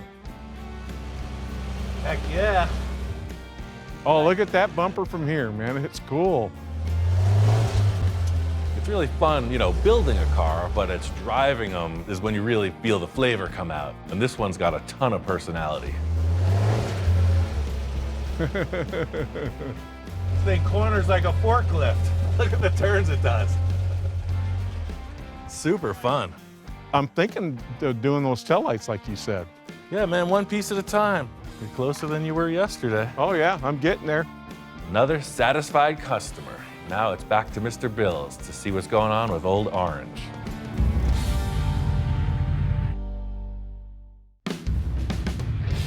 Back out here at Bill's Ranch, and he says the truck is ready to rock. Well, there's your pickup. Had my guys do a little work on it. Yeah. Doesn't it look great? I love how they treated the paint. Yeah, my full guy does a good job. Yeah, no kidding. Look at that roof. It's like it was never even changed. Yep, the roof is perfect. Cool job. It was really interesting to me how they kind of faux finished the front and rear bumpers to match the roof cap. Pretty slick stuff. Because when you open the door, it's like the dashboard and the top, they make a statement together. Yep.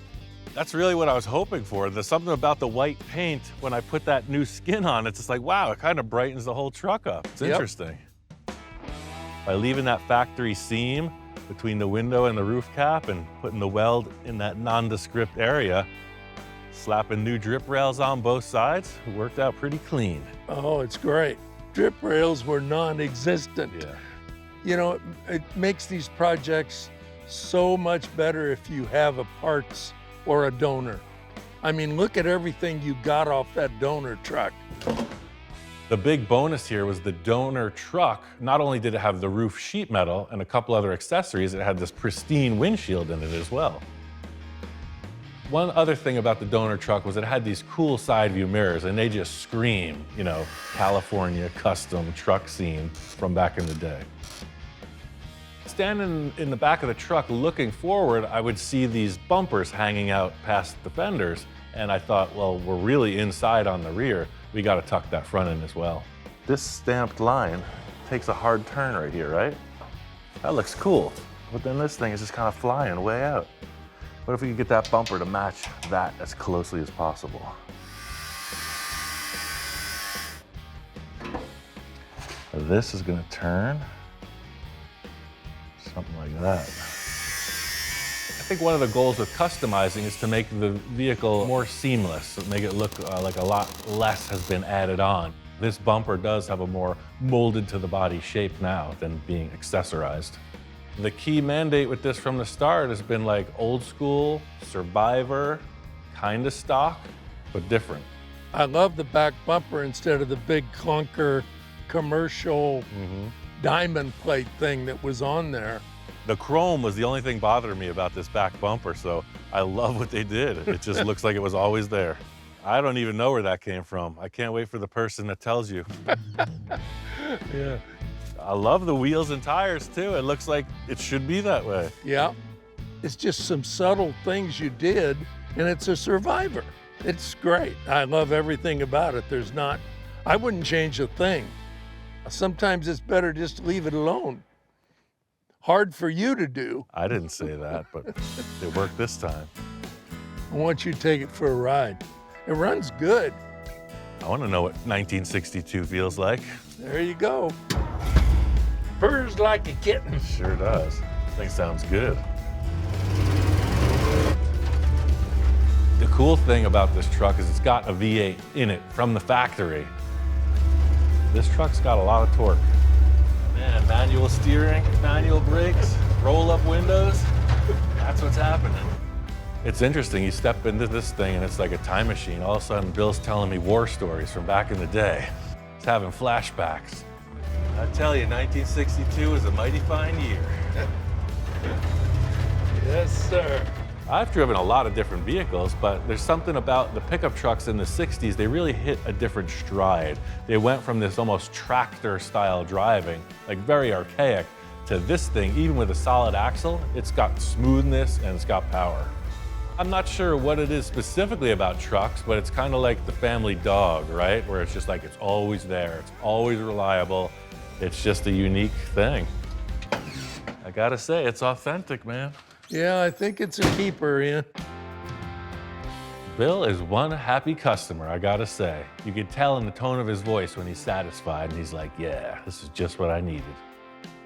Everything about him has always sort of been the same way. He's like, not as wild as you, man. It's like, I like some cool stuff, I like custom stuff, but let's not get too far. It's interesting how things stack up. There was a lot of trucks going on in the past month or so, so I don't know, maybe I'm getting the itch. Might be time for one for myself.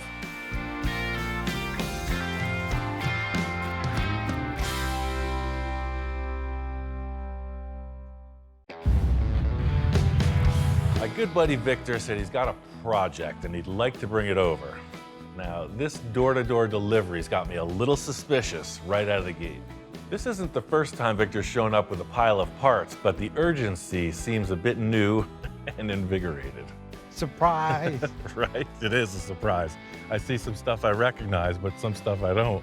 It's a Volkswagen pan, and you know I'm not a Volkswagen guy. You know I am. He's brought it to the right place. That's why it's here.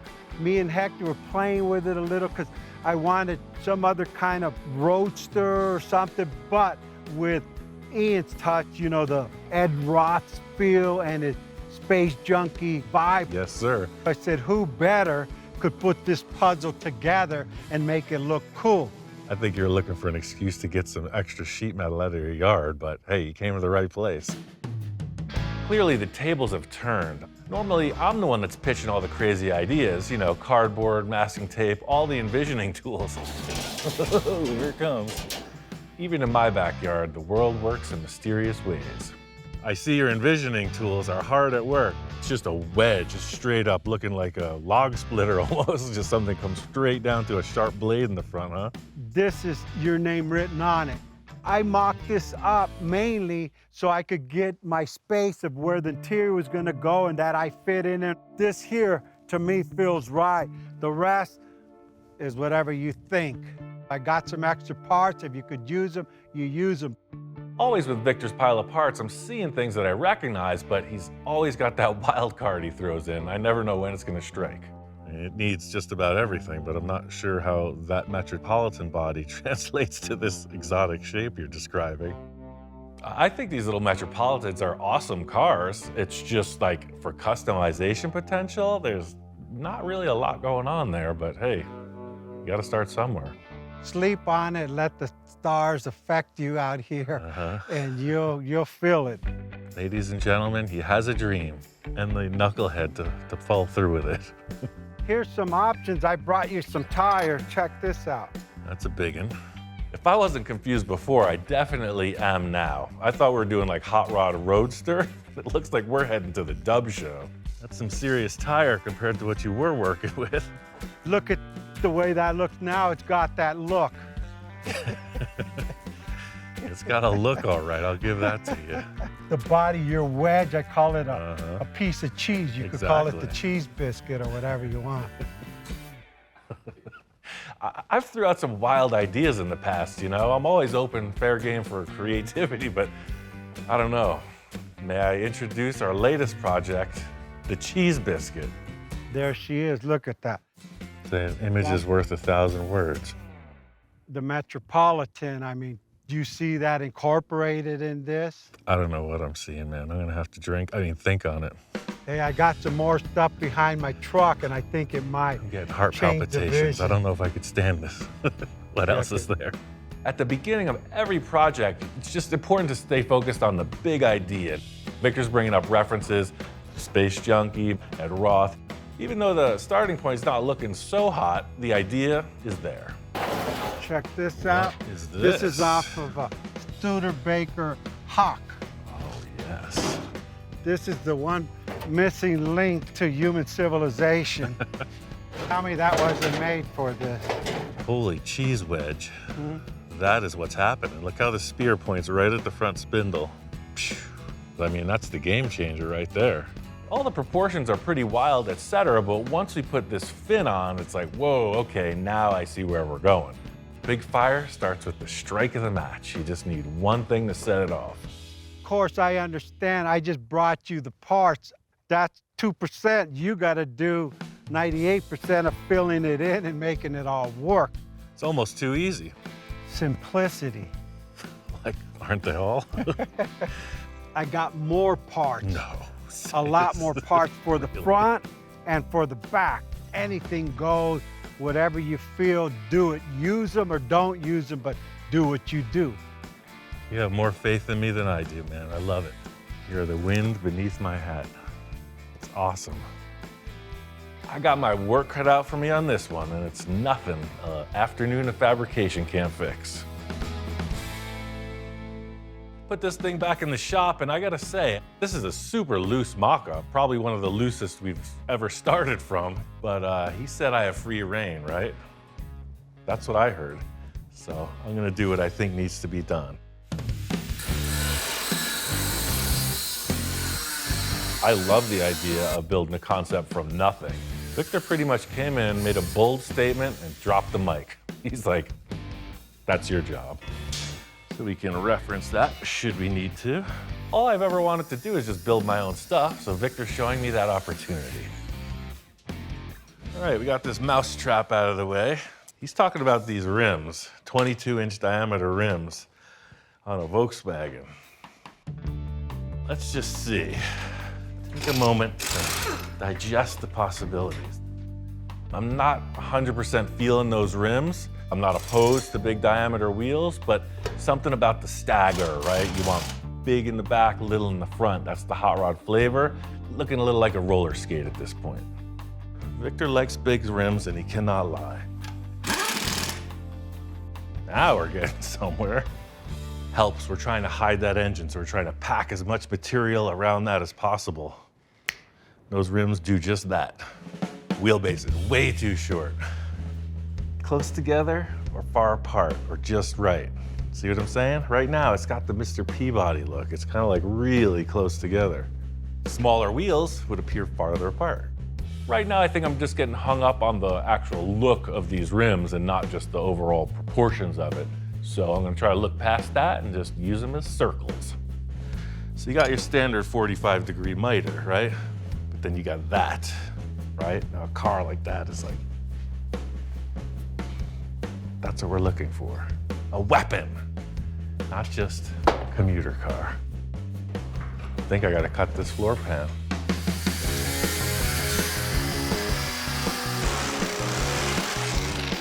Ooh, look, there's a pearl in there. It's like an oyster. I think that's a good omen. Check out this ride height now. Showing.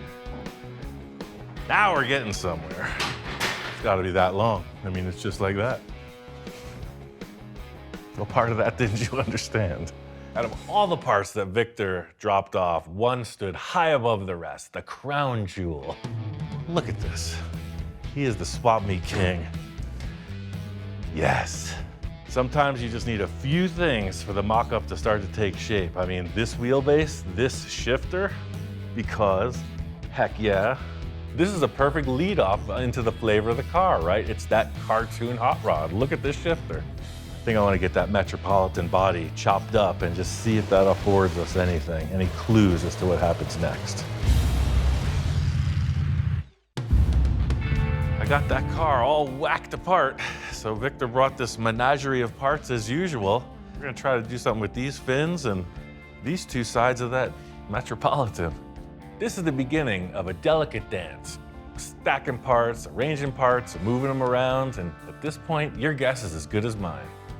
See, when I saw the Metropolitan body, I knew I wanted to wedge the front of it down to get it as low as possible, and man, it's got that kind of a wedge shape already. I know the wheelbase is gonna be longer. How much longer? I have no clue. As much as I like that tire centered in the fender well, I think the back of the car should move as far forward as possible. Tuck it right to that engine, I think. It's the moment of truth. Weirdo-rama. Oh no, that is kooky. All of a sudden, it looks really, really tall at this point with that fin stuck on there. Let's see if we can make this door hinge and look as low as possible. With this Metropolitan body, I see a way to minimize the body height, but I don't want to get into sectioning this, bringing the hinges closer together. So I'm cutting right through the bare minimum this door is going to need to stay in place and hinge. So that's as low as it can be. Space Junkie was successful because it was so squished. Let me see what it takes to take off this door handle. I might just cut the whole top of this body off. At this stage of the game, I'm basically grasping in the dark. I have no idea what I'm up to. Just looking for that thing that's like, ah, there it is. So I'm gonna take off that front tire and use it as a template. I wanna be showing the tire complete, so now you can see that panel doesn't look so big with that massive hole cut in it. Sometimes you just need 3 tires for a 2-tire job. I think I'm gonna cut the top of that door off. See the camel hump on the front? It's no bueno. It's got a swing, ring-a-ding, swing, baby. Just going for a feeling. It's going for a good vibe. It's gotta have a lot of cowbell.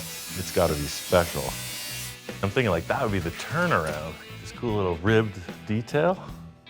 During this process, you have to use the gentlest of touches. Like picking a rose when in full bloom. Yeah. Easy. Pretty loose arrangement, eh? What I'm looking at is this fin ending and then the body continuing like such, right? You got a lower wedge, so it's like boom, boom. Right there. The door just looks so appropriate coming right to the tire like that. This is the true envisioning process. I know it's not in plain sight, but it is if you look in just the right places. Anybody, right? You walk in the door and you look at this. It's like, what is this? I guess I do get caught up in my own brain sometimes. Supercalifragilisticexpialidocious. Look how big that quarter panel is. Without that tire on, whew, that wasn't gonna work. Aha! There's a tire in there. I can't stand it. First I didn't like the rims, now I'm all goosey. This style of rim might win me over after all. Having a body panel next to this wheel, it's like, whoa, wait a second. Yeah, that's hot rod.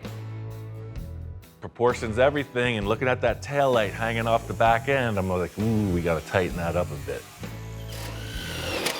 This is what's gonna sell the back end of the car, in my opinion. I'm really happy with the door, the tire, and the bobbed off back end. This fin is coming down, coming forward, and then again, our axle being somewhere out here, I'm assuming. Maybe furtherer, I don't know, but that's kind of where we're at. I'm gonna replicate this exact measurements to the other side and then carry on with the front and the back. Even though we only have a half a car presented, I feel like we're leaning in the right direction. And even if we're not, we're only half wrong, right? Diced up that whole Nash Metropolitan and it worked out great. I just mimicked the driver's side with the passenger side and put in a bunch of structure and made this cool little curved backrest.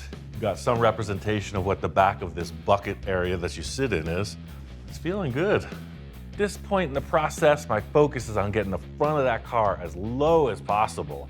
The Volkswagen Beam with its stacked tubes was not going to afford that super low look, so I called in some reinforcements. I ordered a 6-inch drop axle from Speedway.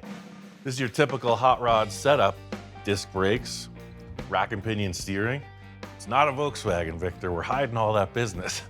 When people look at this, they'll be like, wait, something doesn't add up. There's usually a big V8 engine sitting right here. Not this time. Literally, the hood height can be right here. That's super low. Volkswagen and a hot rod, they gotta meet up. I got a plan. It involves some of this. It's from another project, that crazy trike thing. Piece of the leftover chassis, it's super strong. Oh, I gotta get back in the gym. This is envisioning central right here, and look how close this perch is to that body line. I like that. This is what I was seeing when he showed me that wedge silhouette. It's like extremely low in the front. And when I saw it on the VW, I was like, man, it just doesn't work. You got these two shocks coming way up. This is gonna work. I mean, usually we talk about like, oh, waist-high car, knee-high car. Now that's a toy. I think this wheelbase is perfect. I want to get this thing into like a roller status and then consider what's happening with the body. Looking at Victor's mock-up and looking what we have here, I'm seeing a straight shot on an angle, front to back, right to the front spindles. The cheese biscuit has an angle. It's sharp cheddar. I think for right now, I'm gonna bolt these heim joints right to the pan just to get some kind of a reference. To all those that say I don't even have a tape measure, well, I found it and I'm using it. This is one of the only times in life where it's hip to be square. That's a win. See? Nice big rainbow bridge. And what does every rainbow have buried inside? Mounting hardware, of course.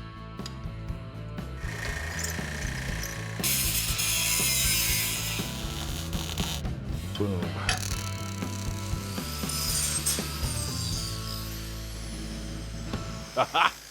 Of course, that structure is going to get a bunch more strength. This was just to get the axle in position so I can set up this sheet metal.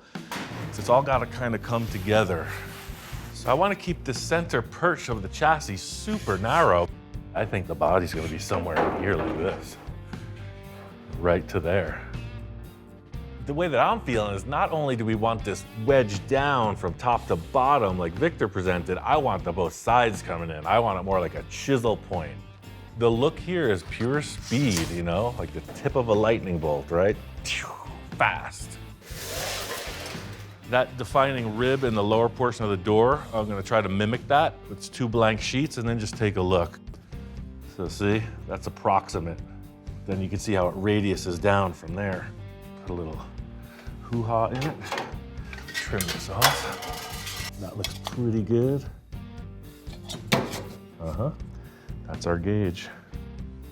That all started when I was learning to make gutters for houses. You could see that this could easily be turned into a gutter shape. So some people, like the wealthy, they wanted a special shaped gutter. Seriously. So they said, oh, I drew this design, and now how do you do that? That's how I did that. Sometimes it just shows you can work yourself out of the gutter. You could be somebody. This is a different radius for sheet metal. I'm just gonna clamp it to the table and hand bend it. Bring in the heavy timber. With all metal, control is the law of the land. You tell it what to do. That being said, sometimes we all need to be told what to do. I mean, what are we supposed to do? Think for ourselves? Wait, no, I'm doing this backwards again. Let me reset. Get my dyslexia on. But again, when you don't have any rules, and you got no supervision, stuff's bound to go wrong. I've learned a lot more by making mistakes than the times when everything's gone as planned. Are we doing it in the right order, Ian? Yes, I think we are. I'm a dancer, I'm a shucker, I'm a jiver. I'm not sweating. It's cold out. It's fine. Everybody hold your breath. Probably have to step on it once or twice. Woohoo! I'm feeling this. Shoots the line right across from the rim to the rim. If Victor doesn't like that, we're gonna have to have a serious discussion. I gotta say, it was a little dicey. I flipped, I flopped, bent and unbent, but I think this body line works. Flows right through. The front is looking impossibly low. I love it. Everything about this is progressing for sure. The front of the car is just looking too boxy to me. I got an idea to enhance this front grille and the way it meets the door hinges. We are 2 sides closer and we're still not playing with a full deck. On to the next. I wanted to get all that structure in place before I really got this body into shape. So now it's gusseted, triangulated, all the things. Standing back and looking at it, there's still something with these body panels that needs to be addressed. Started notching it where the body would pass through these radius rods. And I started looking at it like, is it really gonna be this hard angle here? You know, because I want to pinch right to that grill. Because look at that shape. I don't like that. It looks like a soapbox derby car or something made out of plywood. I want it to look like a 52-year-old amateur built this, not a 12-year-old. Let me get my inspiration stick. Right? Yeah, it gets small real fast in here. My foot's actually outside of the car at this point, but it's all about the look, right? I mean, you do want to look like the giant monster sitting out of the car, so I think making it as small as possible is appropriate. Even though Victor went through great lengths to rope off the interior space for his seating, where he's like, yeah, I want to step in the car easy. I want to be sitting here like this, cup holder, the whole thing, stereo's playing. I'm like, no, we're gonna tighten that up.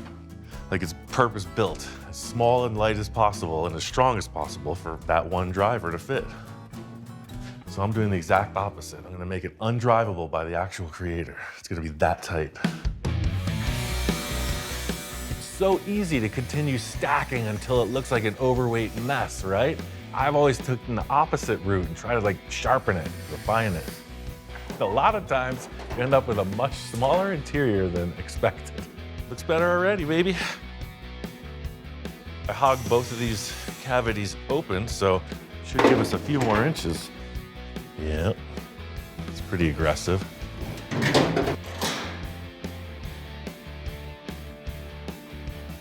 Looks good from here.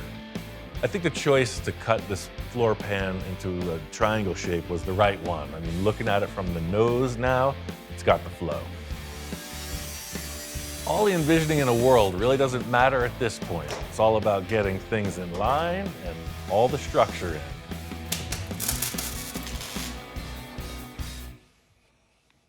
Goes from like thin body, and then the body comes in, it's just totally not a Volkswagen. Something very different. But we aren't done yet. We both know that this concept has to be as complete as we can muster to prepare it for the arrival of the master enhancer. Like they say, you never get a second chance to make a first impression.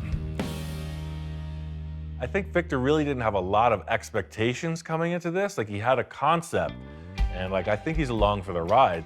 You nailed it. I mean, who in their right mind, the way you continued the body line, so the whole side of the car is complete. It's awesome. I love the front end you put on this thing. The tires in the front, we almost need to do something like you did on the Space Junkie, something narrower. That's bugging me also. It looks like it's got 2 giant mitts coming at you. Look at those spokes I brought in. Those are off a T-bucket. I don't know why there's knobby tires. What if we just take those rims and just mock them up? I think it's gonna make the front of this car look so much lighter. All right, let's do that.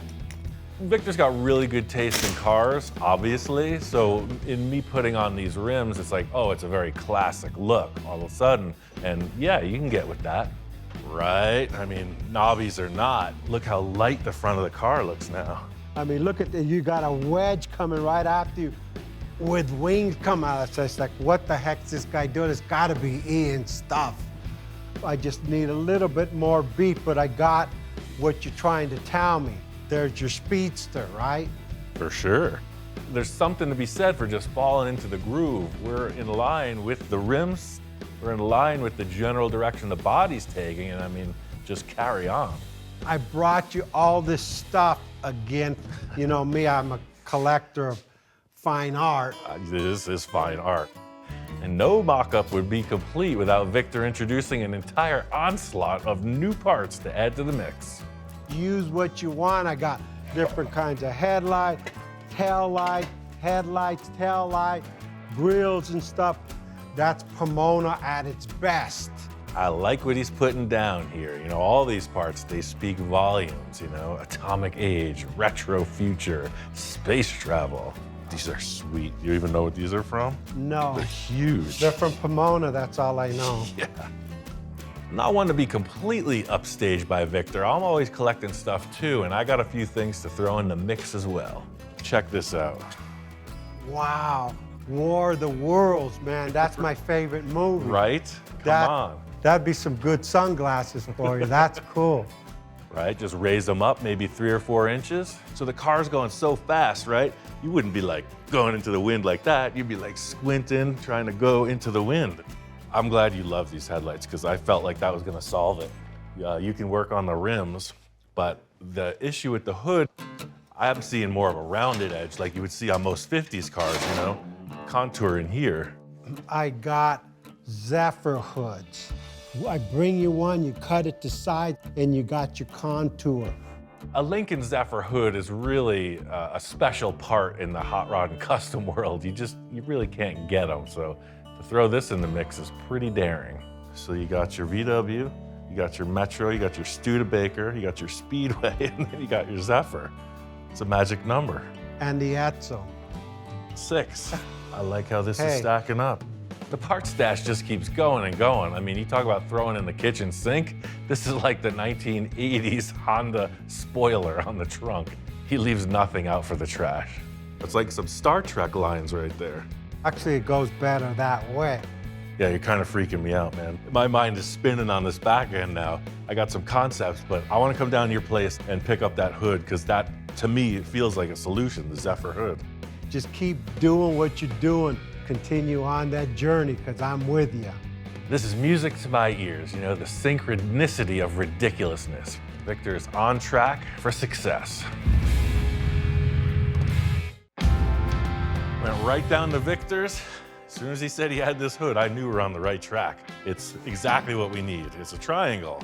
It's a wedge, right? It's a 41 Lincoln Zephyr. I don't know. I almost never have trouble cutting stuff up, but look at this. One great thing about Victor is he's not afraid to throw the trash at the project, and he's really not afraid to throw the treasure at it either. The Zephyr, in my opinion, is just about perfection in auto design. That gives the front of the car so much more character. Those straight shots that I set up look juvenile in comparison. Zephyr sculptors had their game face on when they made this nose.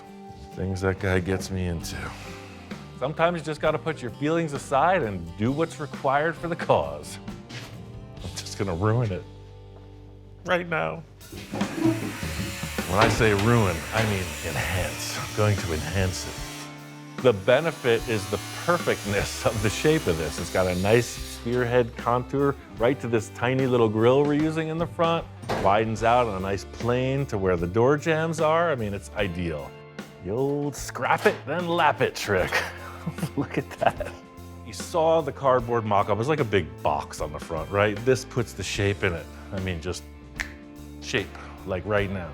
It's just a matter of getting that top stacked appearance off of the back of it and then tapering it to fit the nose cone so that it guns down. It's still a little bit high in the front and high in the back.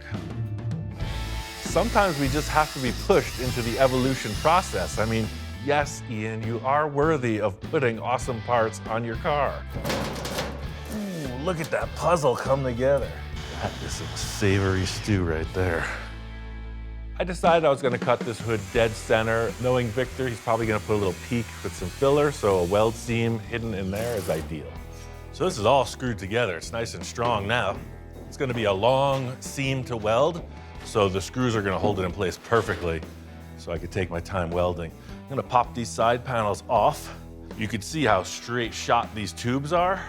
So the sheet metal is just following that. So now the sheet metal is gonna follow the curve of that, which should make it more better.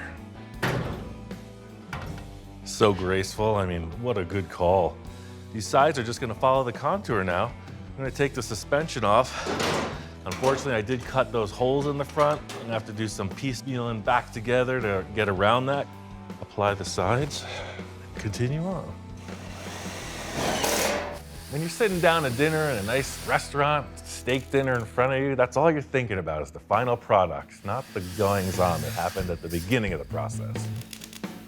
This is exactly where I want it to be. I mean, look at the great shape. It's just, not even triangular anymore. It's just like graceful, like a boat. I mean, Zephyr's a beautiful car.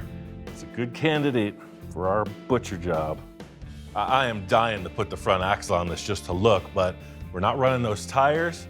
The openings won't allow the radius arms to go in, but I mean, the body shape to me, feeling it. There's still a big issue of missing car on the back of this project. The only thing that's in the way in the back is this fan shroud. I have to work around that, otherwise I could do anything I want. But I want something kind of exotic. The Nash Metropolitan is a very flat, draped piece of sheet metal. 54 Chevy has the same look, just a nice round deck lid. I was thinking maybe about that. I also remembered I had some VW Type 3 deck lids, so I put that on there. And it's like, well, that looks like the back of a car to me. It's got a cool shape to it. I think it needs something more than just that. Like, what does it do? Just go straight down in the back and then a couple taillights? That doesn't look very interesting to me. I want it to look like more exotic, you know? When you look at it from the back, it doesn't look like any other car. I had a lot of consideration about what to do on the back of this, you know? Anything goes, but what do I have on hand? I had another one of these, same unit, right? What if you just put them together like this? Look, they match. That's like the back bumper of a UFO, if I'm not mistaken. This is pure sculpture at this point. That's my favorite thing to do, so it only follows that that's all I think about 24/7, right? Just might work. I love how it's like a super exaggerated roll pan. I love the orientation of the fins and this curve right here. So it's coming in your eye, it's coming down and back up right here. We're talking about the wedge, right? So this is like from here to there. Just gotta come up a little bit more.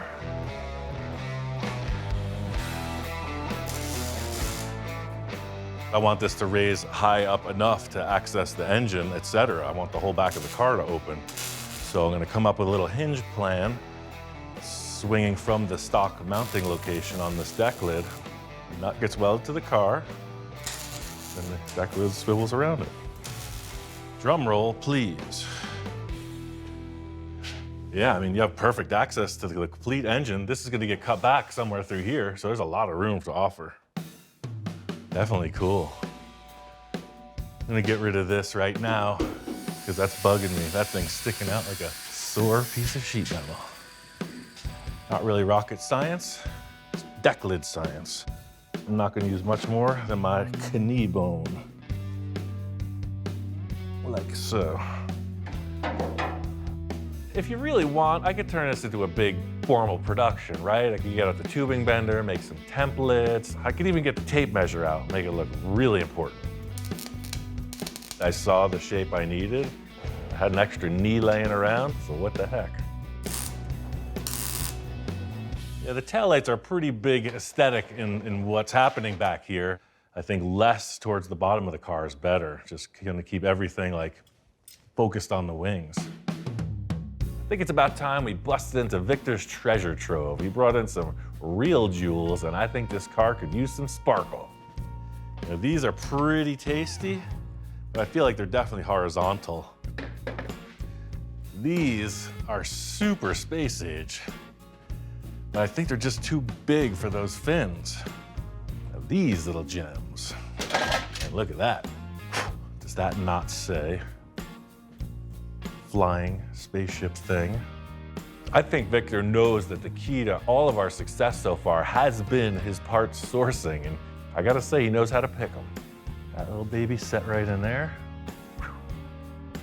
Something about the shape of these particular taillights, I think it's gonna really tidy up and refine the statement of the back end of this car. Did a little work on the rear of these fins. I extended them out, took some sheet metal and formed it to fit up these taillights just right.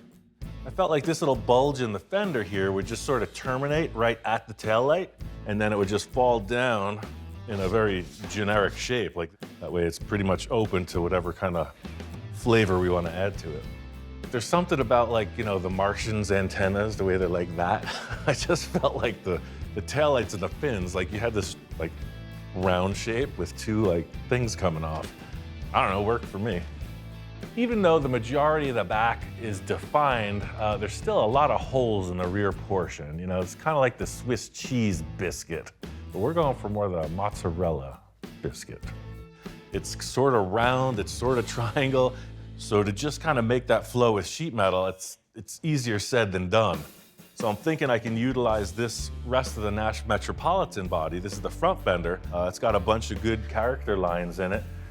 I think that's just gonna add a less generic flavor to it.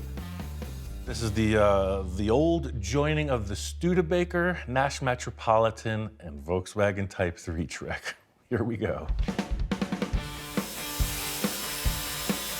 The first step is to create some kind of a line that transfers the taillight fin to the bottom of the car. In just looking at the back of the car, I'm seeing this horizontal band where the two deck lids joined, and I'm thinking that it may turn up into the flat plane of the taillights, so just trying to create a ridge that would lead into that feeling. I said I want to make a Tesla right now and put this piece in. You got one slice of pizza. Pepperoni. Because this is just a vacant space, you know, I'm imagining the curve, the contour that'll blend around the corner into the wheel arch area. So I'm just looking around and choosing something that matches that contour in my mind. For me, I'm not a really good planner, but I'm a really good improviser. And this pretty much documents the process precisely. I'm just trying to follow the lay of the land. Yes. No plans, winging a prayer. Voila. I love this dip in the Studebaker fin. It's got some more flow, you know? It's more organic. Name the state. Start it right where it fits the best. I'm gonna begin the mutilation process. Starting to curve this piece of flat steel, and it's putting a lot of stress in the panel, which is gonna make it super strong. You're gonna need that rigidity for space travel. Seen some craft come apart at Mach 6. It's a messy scenario. I took my time, did all the welding, fabbed out the whole rear corners, and it's almost time for Mr. Cacho to take over on this creation. I love the fins and the taillights, but looking at the center section, it's just kind of mute. Time's a wasting, it's running out. What's my last call on the look of the back of this car? I think I got one more idea. Two of the things I saved were from a Cadillac. I don't know what year that is, but that's definitely in the front grille. You got all these little chrome bullet shapes, and man, maybe Frenched in a bit, a little out, just a big oval opening. With this insert, you know, it'll be functional and look pretty spacey. It's like that 13-year-old kid with braces, right? I'm thinking, man, the Zephyr hood classed this thing up so much. Wouldn't a little bit of Cadillac in the back look good? I want to frame it out with some round tube. Might have to roll it a little, I don't know. That's the adventure. You may think you've seen all my tricks, but alas, the story has just begun. Get my mega magnet and stick this in place. looks like an average piece of steel.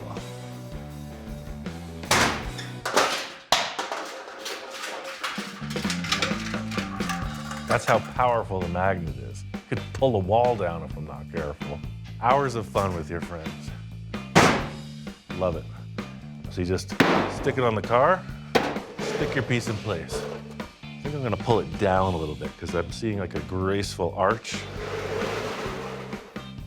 Been on the horn with Victor. He's doing some serious thought and gathering for this vehicle. I think it's ready to head down to his shack. He says he's got his interior mind going. Victor is the fit and finish master, you know? He's like, no, you just hung the skin on the body. I'm ready to dress it. I've seen him be reasonably conservative on some of the projects, and I've seen him go off the walls on others. So this thing, who knows what could happen. Now let's put this wire to hold it as a reference, but that's kind of the look. This really added to it. Now the deck lid has some dimension to it. It's like an alien face. It's pretty weird. That was the last major aesthetic change. We're still working on some concepts for the windshield and dashboard. I think the momentum is building. This car at this point, as wild as it looks, it's still a blank slate. Once it gets into Victor's hands, all bets are off. The only thing I can say for sure is that we're not sure where it's gonna go from here. Let the dice roll. Victor called me down to the Cacho residence talking about change. Business as usual with this guy, always hustling. Check this out, Ian. I might need a few more slight enhancements. Yeah, as usual. Wait, what? Wow. Whoa. Talk about a jaw-dropper moment. I'm just like, wow. I'm expecting a car in the middle of some kind of crisis. This thing is awesome. Holy moly, you've been a little busy. I slightly changed a few things. I can see the changes. It's orange now. You wanted a cheese biscuit, you got it. It's done. It's finished. It's beautiful. It's even orange, like sharp cheddar. I love how you changed the fins, because you kept saying like the grill looked like an angry rat with the ears sticking up in the fins or something, but this totally fixed it. One major change in the back was the taillights are disappeared. He rounded off, and I gotta say, good call, man. It looks smooth. It defines its own look, right? I mean, tell me when you've ever seen that before. Never. It looks great. I just wondered, like, you know, what are you gonna do for taillights? I got taillight. I'll never live that down. Everywhere I go, where the taillight. Stay there. I don't want to take that heat anymore. Taillight. Oh, right on. Stealth mode.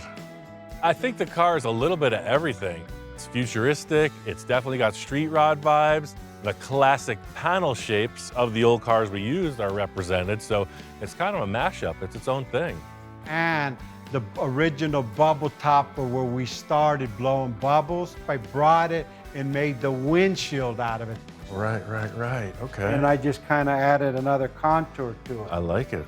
Yeah, I love the interior. Clean and classy.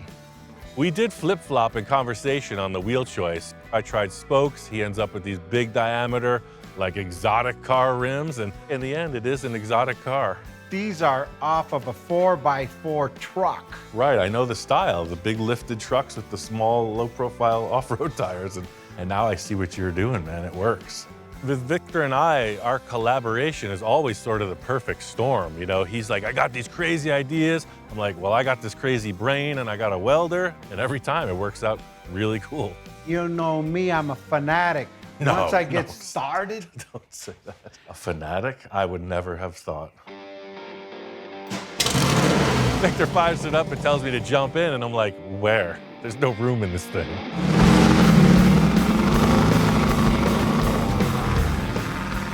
This thing's right out of the garage, so he's like, hey, let's go up to the park, do a few laps, see how it feels, you know, see if the tires are gonna fall off. My first ride in a Roadster just sealed the deal for me. It's like a chopper with 4 wheels, and you got the same vibe in this car. It's very light. The arrangement of the chassis allows a guy 6'2" like me, I can put my legs way up in the front of the car. There's tons of leg room. You're right on the road. It's loud as heck. It's super fun. That's the weirdest Volkswagen I've ever ridden in. I've ridden in some weird Volkswagens. I think the Cheese Biscuit is gonna get renamed to Cheese Whiz. This thing moves. I was never a Volkswagen guy, but now, hey, I think I converted. Do I need a sticker saying Volkswagen guy or something? Yeah, I can get you that. I got you a t-shirt also. That's been my experience too. You can look at Volkswagens and not like them, but as soon as you get into one, the charm, it emanates. You can just feel it. I think in Victor's heart, he's like an all cars guy in the end, but this is just a good example of his versatility. Your fab was incredible. The finish came out better than I anticipated. And hey, she's cool. I'm happy. It just keeps getting weirder and weirder, man. I don't even know what we're gonna do next. Believe me, we'll figure it out. Crazy thing about wrapping up a project with Victor, he's already starting on the next project. This one, the paint ain't even dry yet.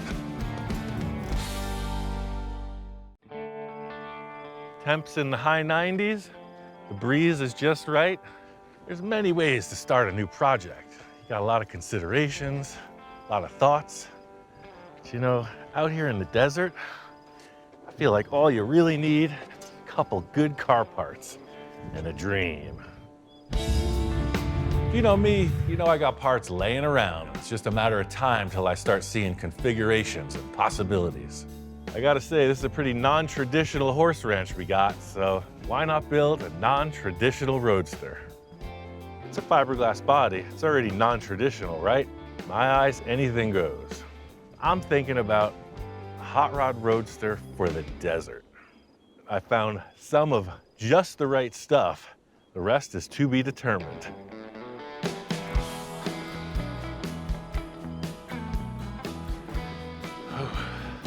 I can only remember which way was north. My shop's around here somewhere. All this wandering around the desert can really wear a guy out. As you can see, I am in need of some transportation. Water. Water. Got a little body, got a little chassis, and I got an engine. This fine piece of Americana. Some folks say it's a 360, some folks say it's a 390. Universal agreement is it's a Ford FE engine from 1975. What do I know? It had some cool valve covers, so I bought it.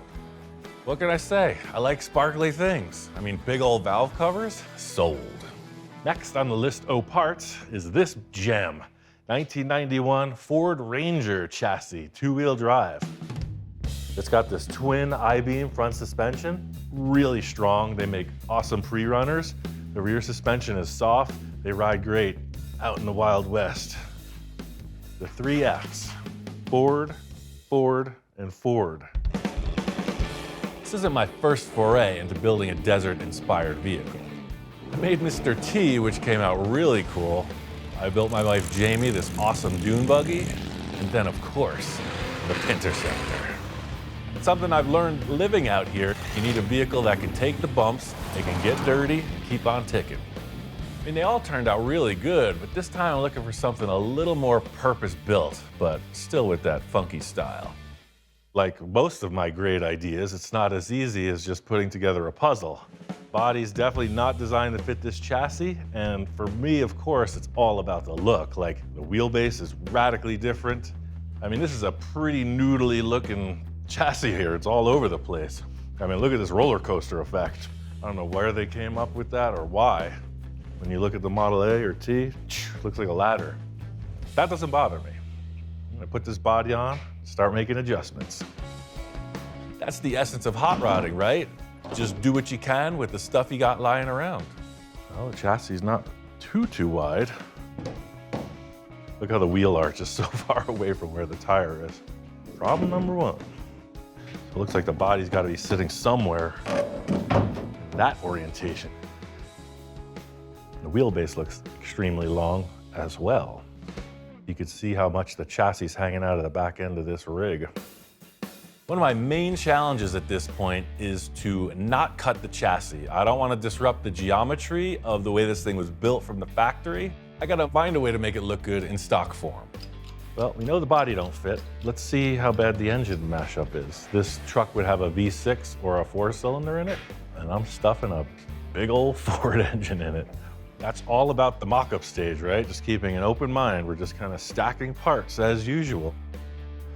So the stock engine would want to fit here, where this little cross member is. What if we took the engine, moved it rearward, and dropped it down so that it would be straddling that cross member back to the firewall, like it should be in a Roadster. And then you got the look of the hot rod with the tires out front, no? Not looking at the chassis, I'm just looking at this. Body and the engine have to look good together. I'm not looking at the front of the chassis or the rear of the chassis. It looks good. You might be wondering, Ian, are you suffering from heat exhaustion? Do you need glasses? The answer is yes, and probably yes. That engine works, like clears the cross member, it's very low.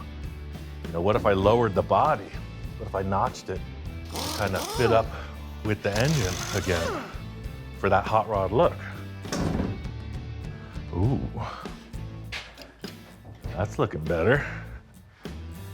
You know, that don't look half bad. Puts a little rake in the body too. I was originally thinking I was gonna, oh man, I'm gonna drop that body right down over the chassis, but right away I'm thinking about hot rodding, right? So I'm like, oh yeah, channel the body over the chassis, get that ultimate look. But upon further investigation, maybe that's not the best idea. So right now, this is like the Flintstone special. The unfortunate aspect of channeling it is as the body comes down, the floor seemingly rises up, less interior room. Feels like you're in the car. If I'm sitting 10 inches higher, then all of a sudden you're out of the car. This is actually a running theme through pretty much every one of my projects. Shrink it down, it looks so cool, the tires look massive next to it, and then you put this big carcass in there and everything changes. I have to fit in it one way or another, and that's a pretty big task. I gotta try to fit my big fat task in this car. Being that this is an off-road desert car, I definitely wanna have some kind of canopy over me, and a roll cage is a great place to put that sunshade, so roll cage is a definite. But I'm thinking, what if I left the body up in the back and raked it even more in the front? Like, what if I took some off of the nose of this thing and just dropped it down? What if it sat on the car like that, but lower? It's starting to get a little funky attitude right there. Yeah, I'll put the valve covers up here. That's what you want to see, too. I think I just made up your mind. By cutting this back, like this body line, look, it would kind of transfer into this a little bit better. See, they're not perfectly parallel, but they're definitely more in agreement than they were. That way this just kind of rolls off and it shows the frame. I'll throw the dice, commit, and cut. Ooh. Maybe we drop the engine a little. I love the valve covers being up like that. This makes the engine look so much more pronounced. This is what I was hoping for, you know, just one quick move and that sets the whole project in motion. The last thing I had was this cool grill. You know what I'm saying? Something in this area, I don't know. This is gonna have some kind of off-road tires. You think I got everything in order before I start the project? Heck no. This is just the mock-up phase. We're on our way. All that's left to do is everything. Typical business at Rancho Rousel. What this thing needs next is a little TLC, a little tender loving cutting. Got some ideas.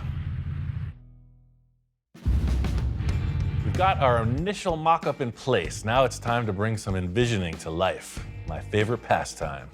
This is where I want the body to land for here, ever after. I'm really not happy with seeing this trailer hitch and all this cross member stuff. I'm gonna put a roll cage in it, but firstly, I wanna get rid of this rear cross member and replace it with a round tube.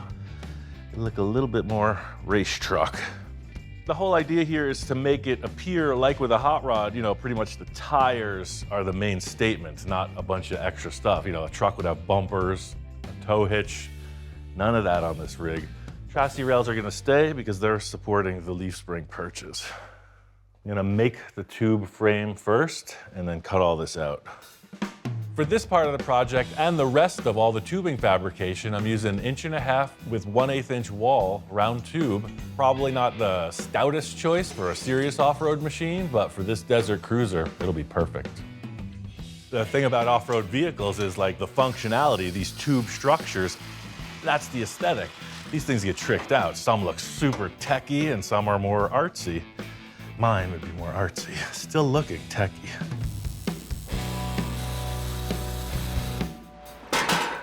Yeah, see, that already looks more like a desert vehicle. Just a little spreader, put some support. In the words of every great welder, that ain't going nowhere. That looks a little more off-road appropriate. I really want to carry this aesthetic of the fabricated tube look through the entire project. That's really kind of the key to this off-road appearance. It's got to perform in the desert, it's got to look cool. So I got to thinking, Self, if you could build any kind of roll cage for this car, you wouldn't really follow the perfect CAD design of the ultimate structure, right? And I said, yeah, that's right. So why don't we curve some tubes to match the back of the car?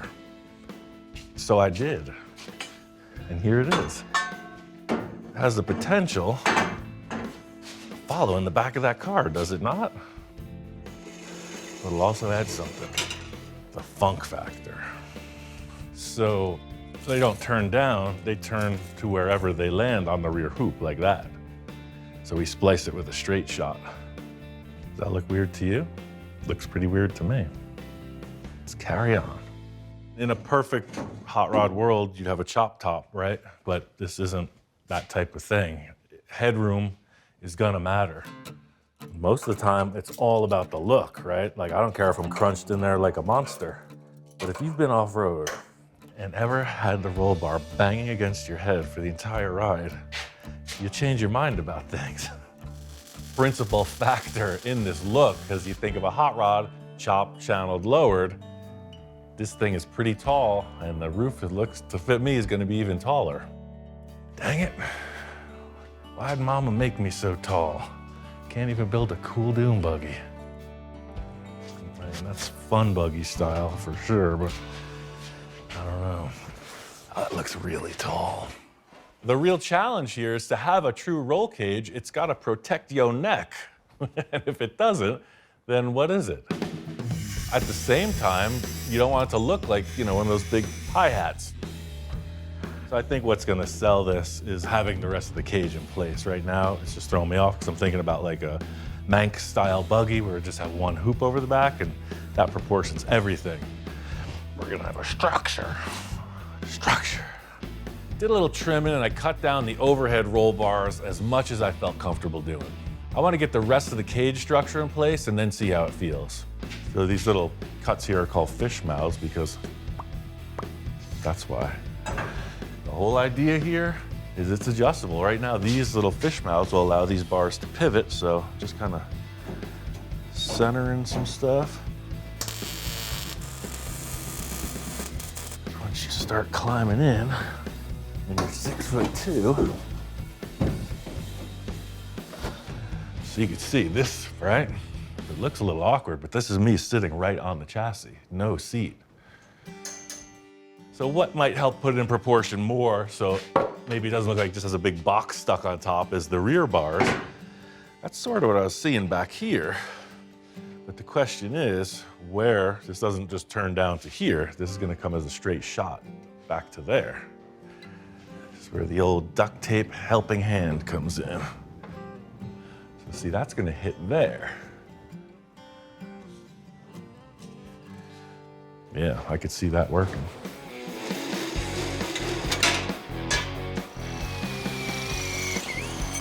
I'll plug weld outside of this join, and then it'll have this big, strong center. Very strong.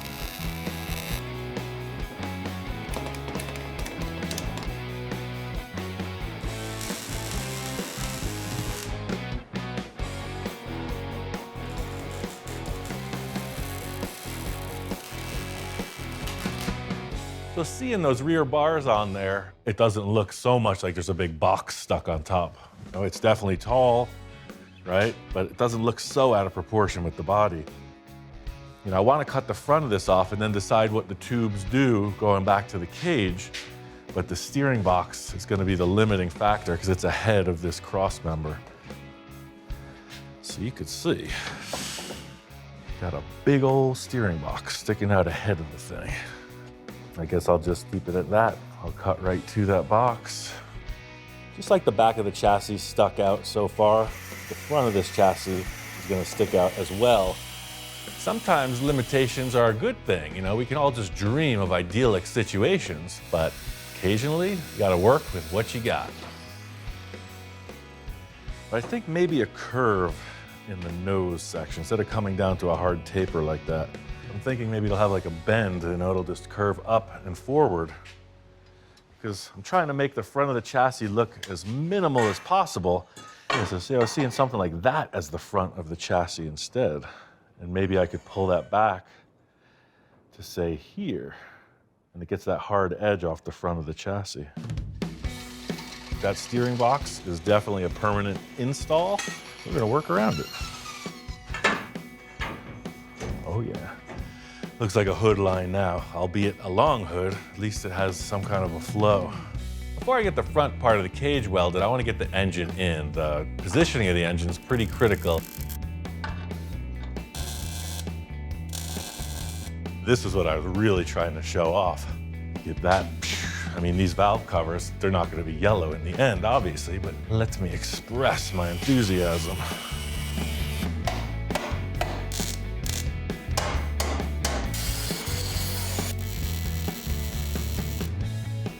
I love the way that the valve covers are showing above the cage. It's got like an aggressive look, so I'm pretty charged up. It's all about flavor, right? It's time to get the old spice rack out, get to work.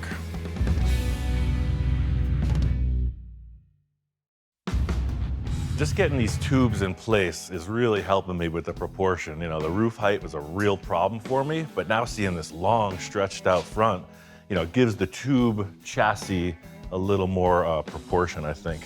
The rake being transferred down to the hood, it all looks like it's in alignment.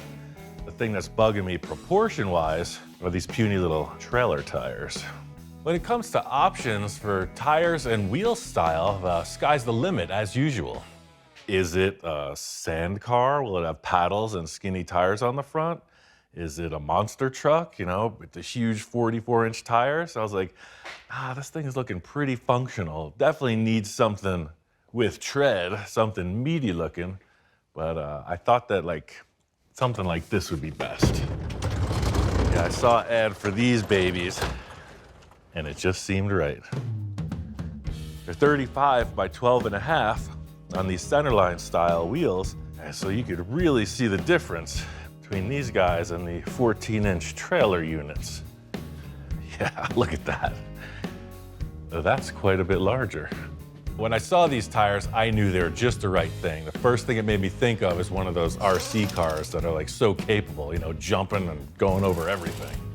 Even though it's a hot rod, the big and little combo isn't really what I'm thinking for the desert. That beefs it up a bit. Oh yeah, this changes the proportion issue like 100%. All of a sudden, it looks like it should be this way. That's what I was looking for, even though I didn't know what I was looking for. I love the discovery process of these builds. You know, you just get apart, move forward, make a couple decisions, find some more stuff, carry on. And that's always been a real kick for me. Source what you got. Got an old pickup truck engine, newer pickup truck chassis. This is the most expensive part of the build, the steel tubes. My approach is always parts first, ideas second. The parts lead to the ideas. It's like looking in front of you at a buffet. But I do want something coming across. Right now, the steering box is the front bumper, and that's not a good thing. So I'm gonna at least want a couple tubes to protect that. Set this down here. Boom, steering box is out the way. I'll just come in with another one. I just set back just a little bit, give it a little motion. Yeah, but that grill is definitely too tall. I like it sitting there. Roughly 39. 41. That means we have to take 2 inches off. What I liked first and foremost when I saw it was I couldn't identify it. It's almost like a 32 Ford grill shell, but it's much pointier. Not too much, not too little. So I'm gonna make an insert out of this stuff. Every time I see one of these bottoms for the old-fashioned house screen doors, you know, you would see it was just like this little mesh down here, and then it was like regular screen. They just got all different styles, so I just pick them up every time I see one. Sweet. Yeah, so I don't know what that'll have long term, if it'll have maybe another screen behind it, just to give it a little more, you know, effect of a surface. But that's a cool little different kind of a grill. The primary thing in this whole front arrangement is that it looks complete. Now it's like, okay, tube chassis vehicle, it's got the Model T roadster body, and it's got the T-style grill shell. And the cool factor for me is that you got this really sturdy, now welded grill shell, and like the bottom of the opening is the Ranger chassis. So looking at it from the front, from the back, yes, I think we can live with that. But I think visually it would just help out these linear tubes. I'd like to see something that I can step on. It's gonna be a monster to get into this thing. You're gonna be like trying to get in over the edge of a swimming pool here. Why not a sidebar? It's like a brush guard, you know, something that would keep things out of those tires.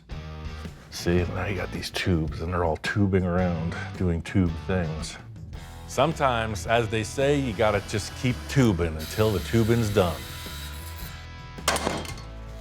So yeah, this little sidebar action, you know, it looks tubular like the rest of it, but more so it's a step, right? So you're just getting into the cockpit.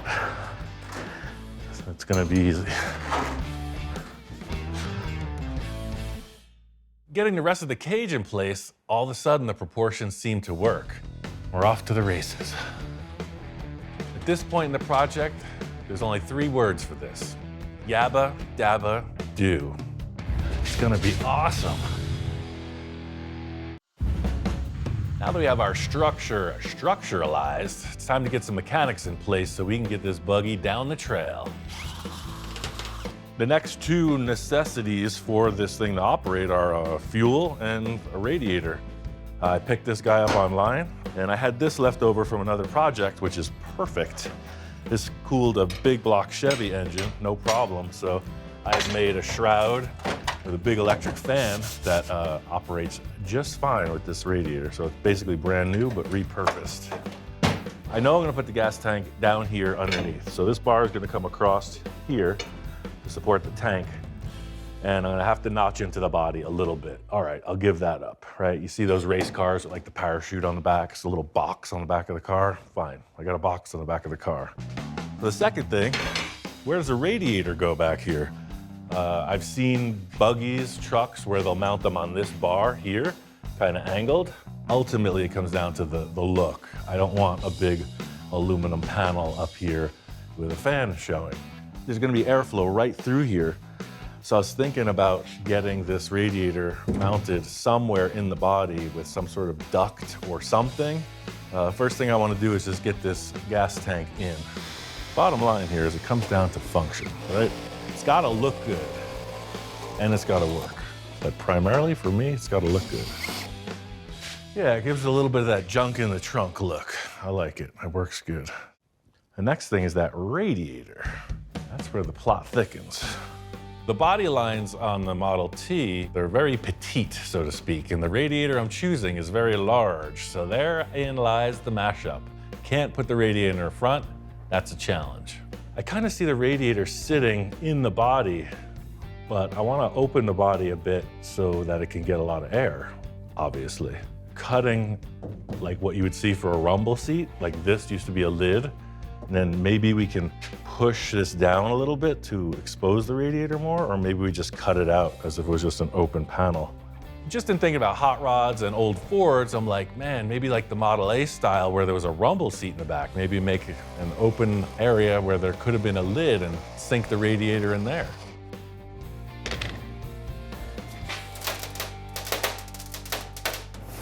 Yeah, look at that.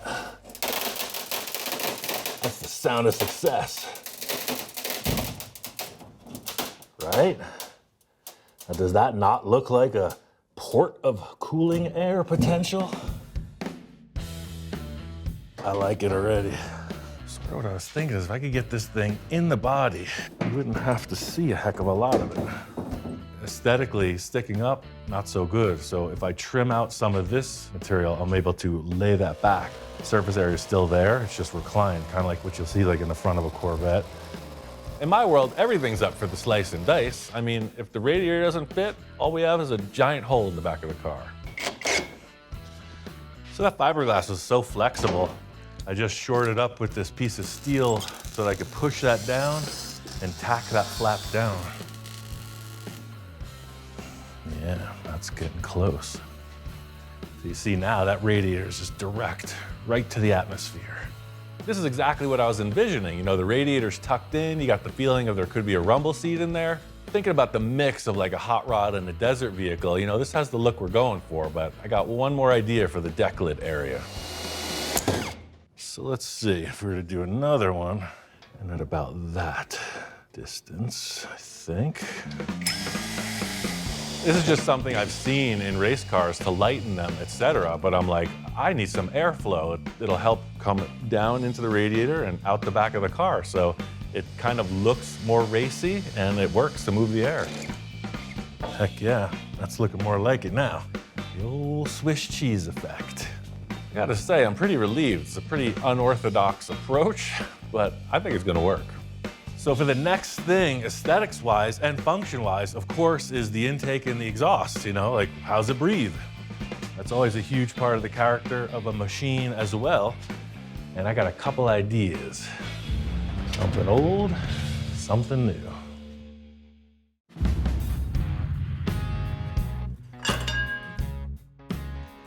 Anybody in there?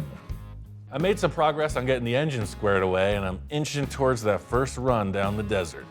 It's got a new alternator, fuel pump, starter, and I got a new carburetor for it too. It gives it a little flair. Then I got to thinking, I had this thing laying in the back of the shop for quite a while. Does it have a blower? No. But does it have the look? Uh-huh. So it has an air filter that goes in there, but come on, look at that, right? It gives it that vibe, right? You know me, I like the cartoon stuff where the engine's like literally like jumping out of the vehicle, that type of thing. So this air cleaner on top, yeah, the engine's growing, it's taking up some space. Well, does the exhaust, is it just mild? Is it under the car and out the back? I don't think so. It's gotta have something weird looking. Well, sir, if weird is what you are seeking, you've come to the right place. I got some exhaust headers with this engine. They're Hedman headers. They're perfectly usable, they're just dirty. They got some rust, but I mean, that's par for the course. So you can see the way that that comes out. This chassis, 100% in the way. I mean, does it look kind of cool hanging outside the rig? Yeah, it does. And it's like, well, what if we just did this? What if we put it up into the back? That's pretty wild looking. Look, I love the bottom end of these. You never even see this because this is under the vehicle all the time. So it's got like that cool twisty tubey effect. Yeah, I think I want to get a couple bolts and just put these on, see how they look. Yeah, I mean, who knows? Stranger things have happened, right? Yeah, that's just weird enough to sell it for me.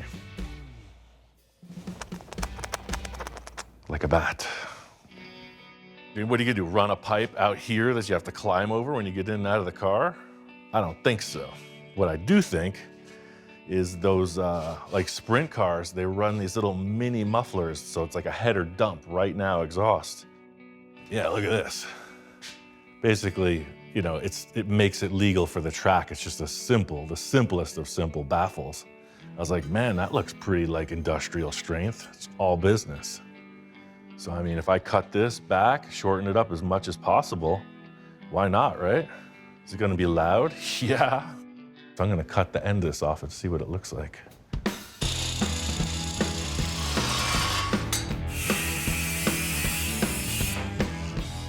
I'll weld that right on.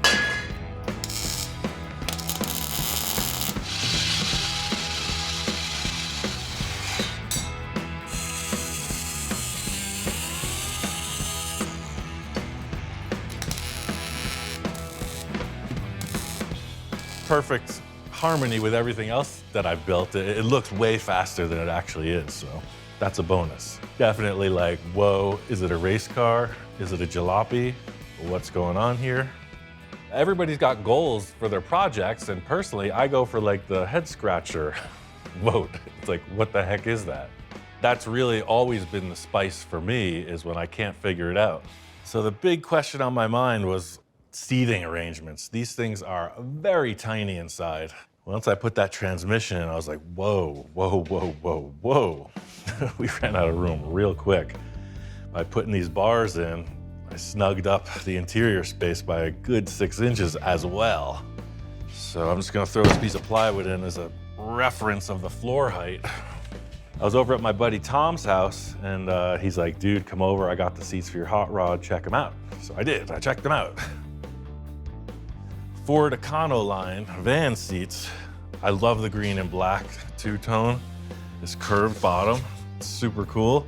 I chucked it in the car. Look at that, is that not perfection? The height, the colors, the stitching, the fact that it's Ford, everything on this is Ford, it's awesome. I mean, yes, yes, and yes. But there was one thing I wasn't considering, and that's this. Look what happens when you put this in that.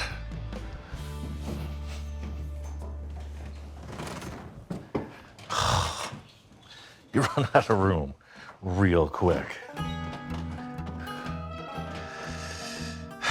There's nowhere to put this other leg. Where do I put it over here?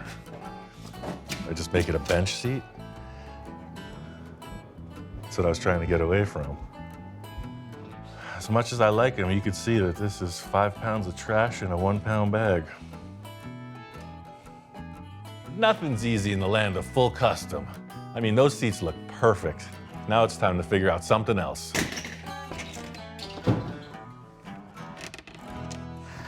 See, by sitting down lower, you got some room. Get into some terrain, and it'll take a lot to beat your head. But you can see the roof doesn't actually look that tall now once you got a big giant monster in the car. What I learned from that other seat fit up is I need to keep this seat as low and compact as possible. I mean, what if it was just right here, center steer? Shifter right here, I could bend it over to this side. Then there's tons of room. Accelerator on the right, steering wheel, front row center. Some folks might think having a single seater might get a little lonely, but that's not the case. I mean, my wife Jamie has her own dune buggy, and that's the whole spice of life, the game of chase. I think I just solved my own problem. I really didn't have any other option. There was no room, so it's just me. I cut a whole bunch of these 1/8 inch plate tabs, and I'm welding them into the roll cage because that's going to support the seat back, the new seat back that'll fit me. Maximum interior space. So yeah, I think something like this, but I'm gonna have to build up a bottom for this. So I'm gonna use this as the dimension right here.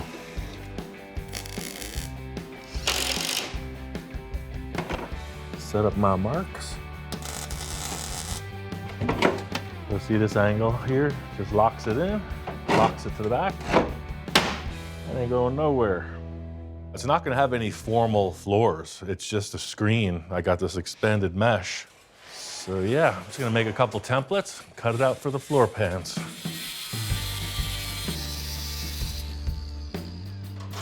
I'm not gonna weld this in until it's running and it's proven that the transmission is working. It's not all metal and plywood. I have a softer side. You know, I have an idea to enhance the driving experience. So I was thinking what would be super durable and usable as a seat cover. This is Dude's dog bed. Dude is no longer with us, so I don't think he's gonna be needing his bed. And I think he would definitely approve of having the seat made out of this. It's got all this good plush padding, and then I can nip and tuck this good canvas to fit the seat back. Is that not tailor-made? Yes, it's true in his younger years, Dude was a little hesitant to share his prized possessions. This is being repurposed. It's just part of what we do here. I know, it's your favorite accessory, but look at that. Don't look so concerned, man. I'll get you another one. As time went on, his priorities changed. He became a little more open to sharing and repurposing part of his lifestyle. I mean, besides treats, one of the dude's favorite pastimes was actually just laying around, so I think the shop inspector would approve. Mechanically, it's represented. It's all there, from the seat to the radiator, exhaust, etc. What's it gonna look like in the end? I don't know. This cage has a pretty strong presence.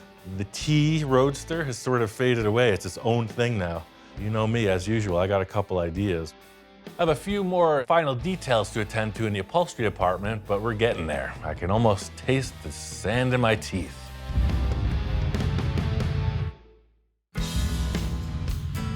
I just did a quick scuff with Scotch-Brite and just flat black and the whole thing. Fuel cell, chassis, engine. The headers are coated with a high heat.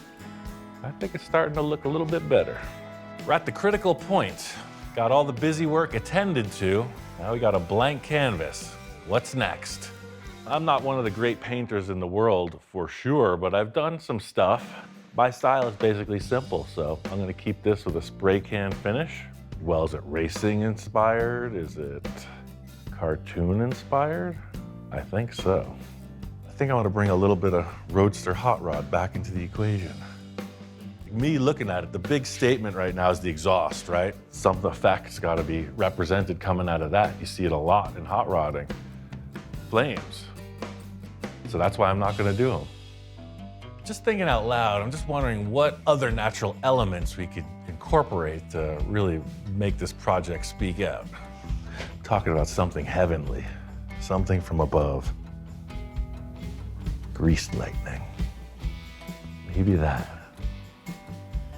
The funny story is the greased lightning thing has been brought up before on that Ford project, but guy just wasn't going for it. So, I mean, come on, it's an iconic sort of hot rodding scene in that movie. I think it was a 41 Ford, the white car with that silver kind of lightning bolt thing on the side. Super gaudy, like one of the worst paint jobs ever, I think. That's why it deserves some recognition. You might be wondering, Ian, why are you looking for inspiration from something you just called the worst paint job ever? One thing can be said, it's stuck in my head all these years. It might just be right for this project.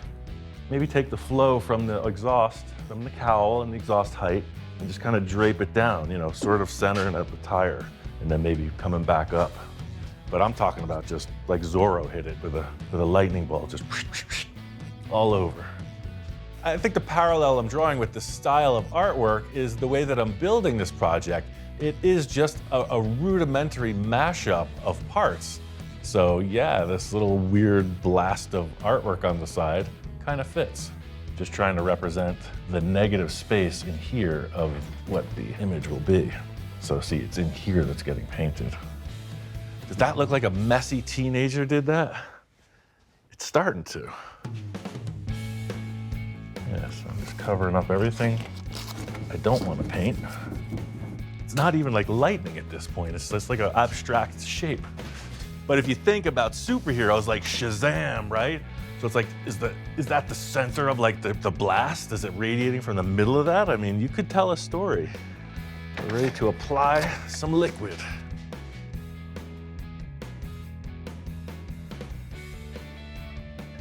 Not a man of indecision. Once you give it the double take to certify, what else is there? It's about as low tech as it gets. So this is called stainless steel, this color. This isn't gonna be just a simple, one-shot deal on the layout. So I'm leaving the rest of the car masked and I'm just pulling back against that negative shape of the design. Guy in his garage. Can of spray paint and a dream. That's weird. That's weird enough to be a keeper. Checking this out, it's like, yeah, it gives you a feeling of motion. The body was pretty boring, just this matte black shape. So this little graphic really spices it up. What I'm thinking is a border on the silver. Gives it a nice little frame surrounding that. I have a plethora of options here. I've got some pink, got some blue, and I could go wild with it. Look at that pearl. I don't know, that could really take it over the top, huh? I got options, I got spray cans. We'll see what develops. I mean, anything can happen. And then we ride.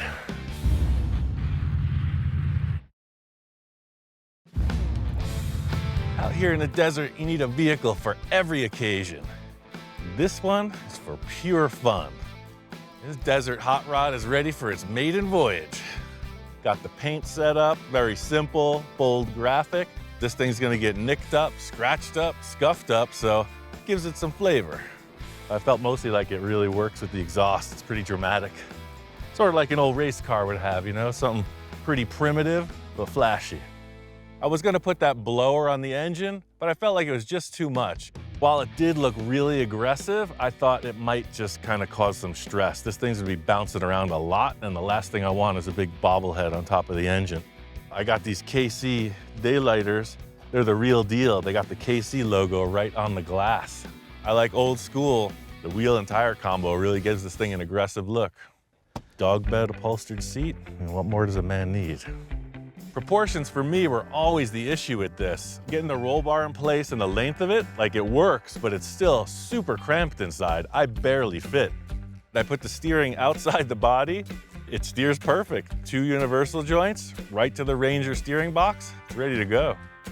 Seeing the car out here, you know, the graphic and the look of it, it works for me. It is the toy that I always build, right? So it fits like that. It looks like it could be a small little scale model. It's got the look, right? It's definitely a cartoon machine. There are a million ways to go off-roading. I just happen to like the weird stuff. Yeah, my friend Crafty B, he does aluminum casting. He's like, oh man, I got just the badge for that ride. This car fits right in my mental state. It's got the weird mashup of parts. It's got the weird exhaust, weird artwork, a little bit of a weird roll cage. Let's roll. I always got the cartoon monster in my head. It's like, well, who drives this? I think once we get to driving it, the character will emerge.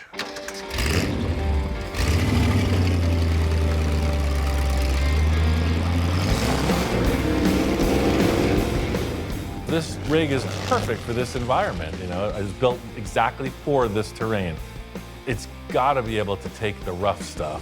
It is excessively hot and it is brutally bumpy. So for a machine to hold together out here, it's gotta hold up to those demands. The Ranger chassis just sucks up these ruts. The manual transmission spins these tires like nobody's business. I mean, this engine, I think, was the optimal choice. It's got bottom end torque for days. The sound of the exhaust right there in stereo, pure adrenaline rush. It's intense.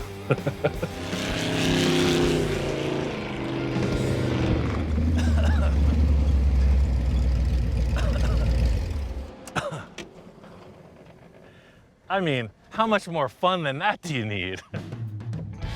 I call that a success. Feels good. It's exactly what I needed to ride around in out here. I don't know, something just struck me. I think I might have met my soulmate. This is how it's meant to look. That's why I didn't want to get crazy with the paint job. It's supposed to look dirty and desertified. I mean, dude would definitely appreciate this. Even after being out here for the whole shakedown run, this project still doesn't have a name. Definitely has something to do with dirt. I'll give it that. I gotta say, I need some chapstick and an ice-cold adult beverage after all that. What a day. It's time to have a little more fun.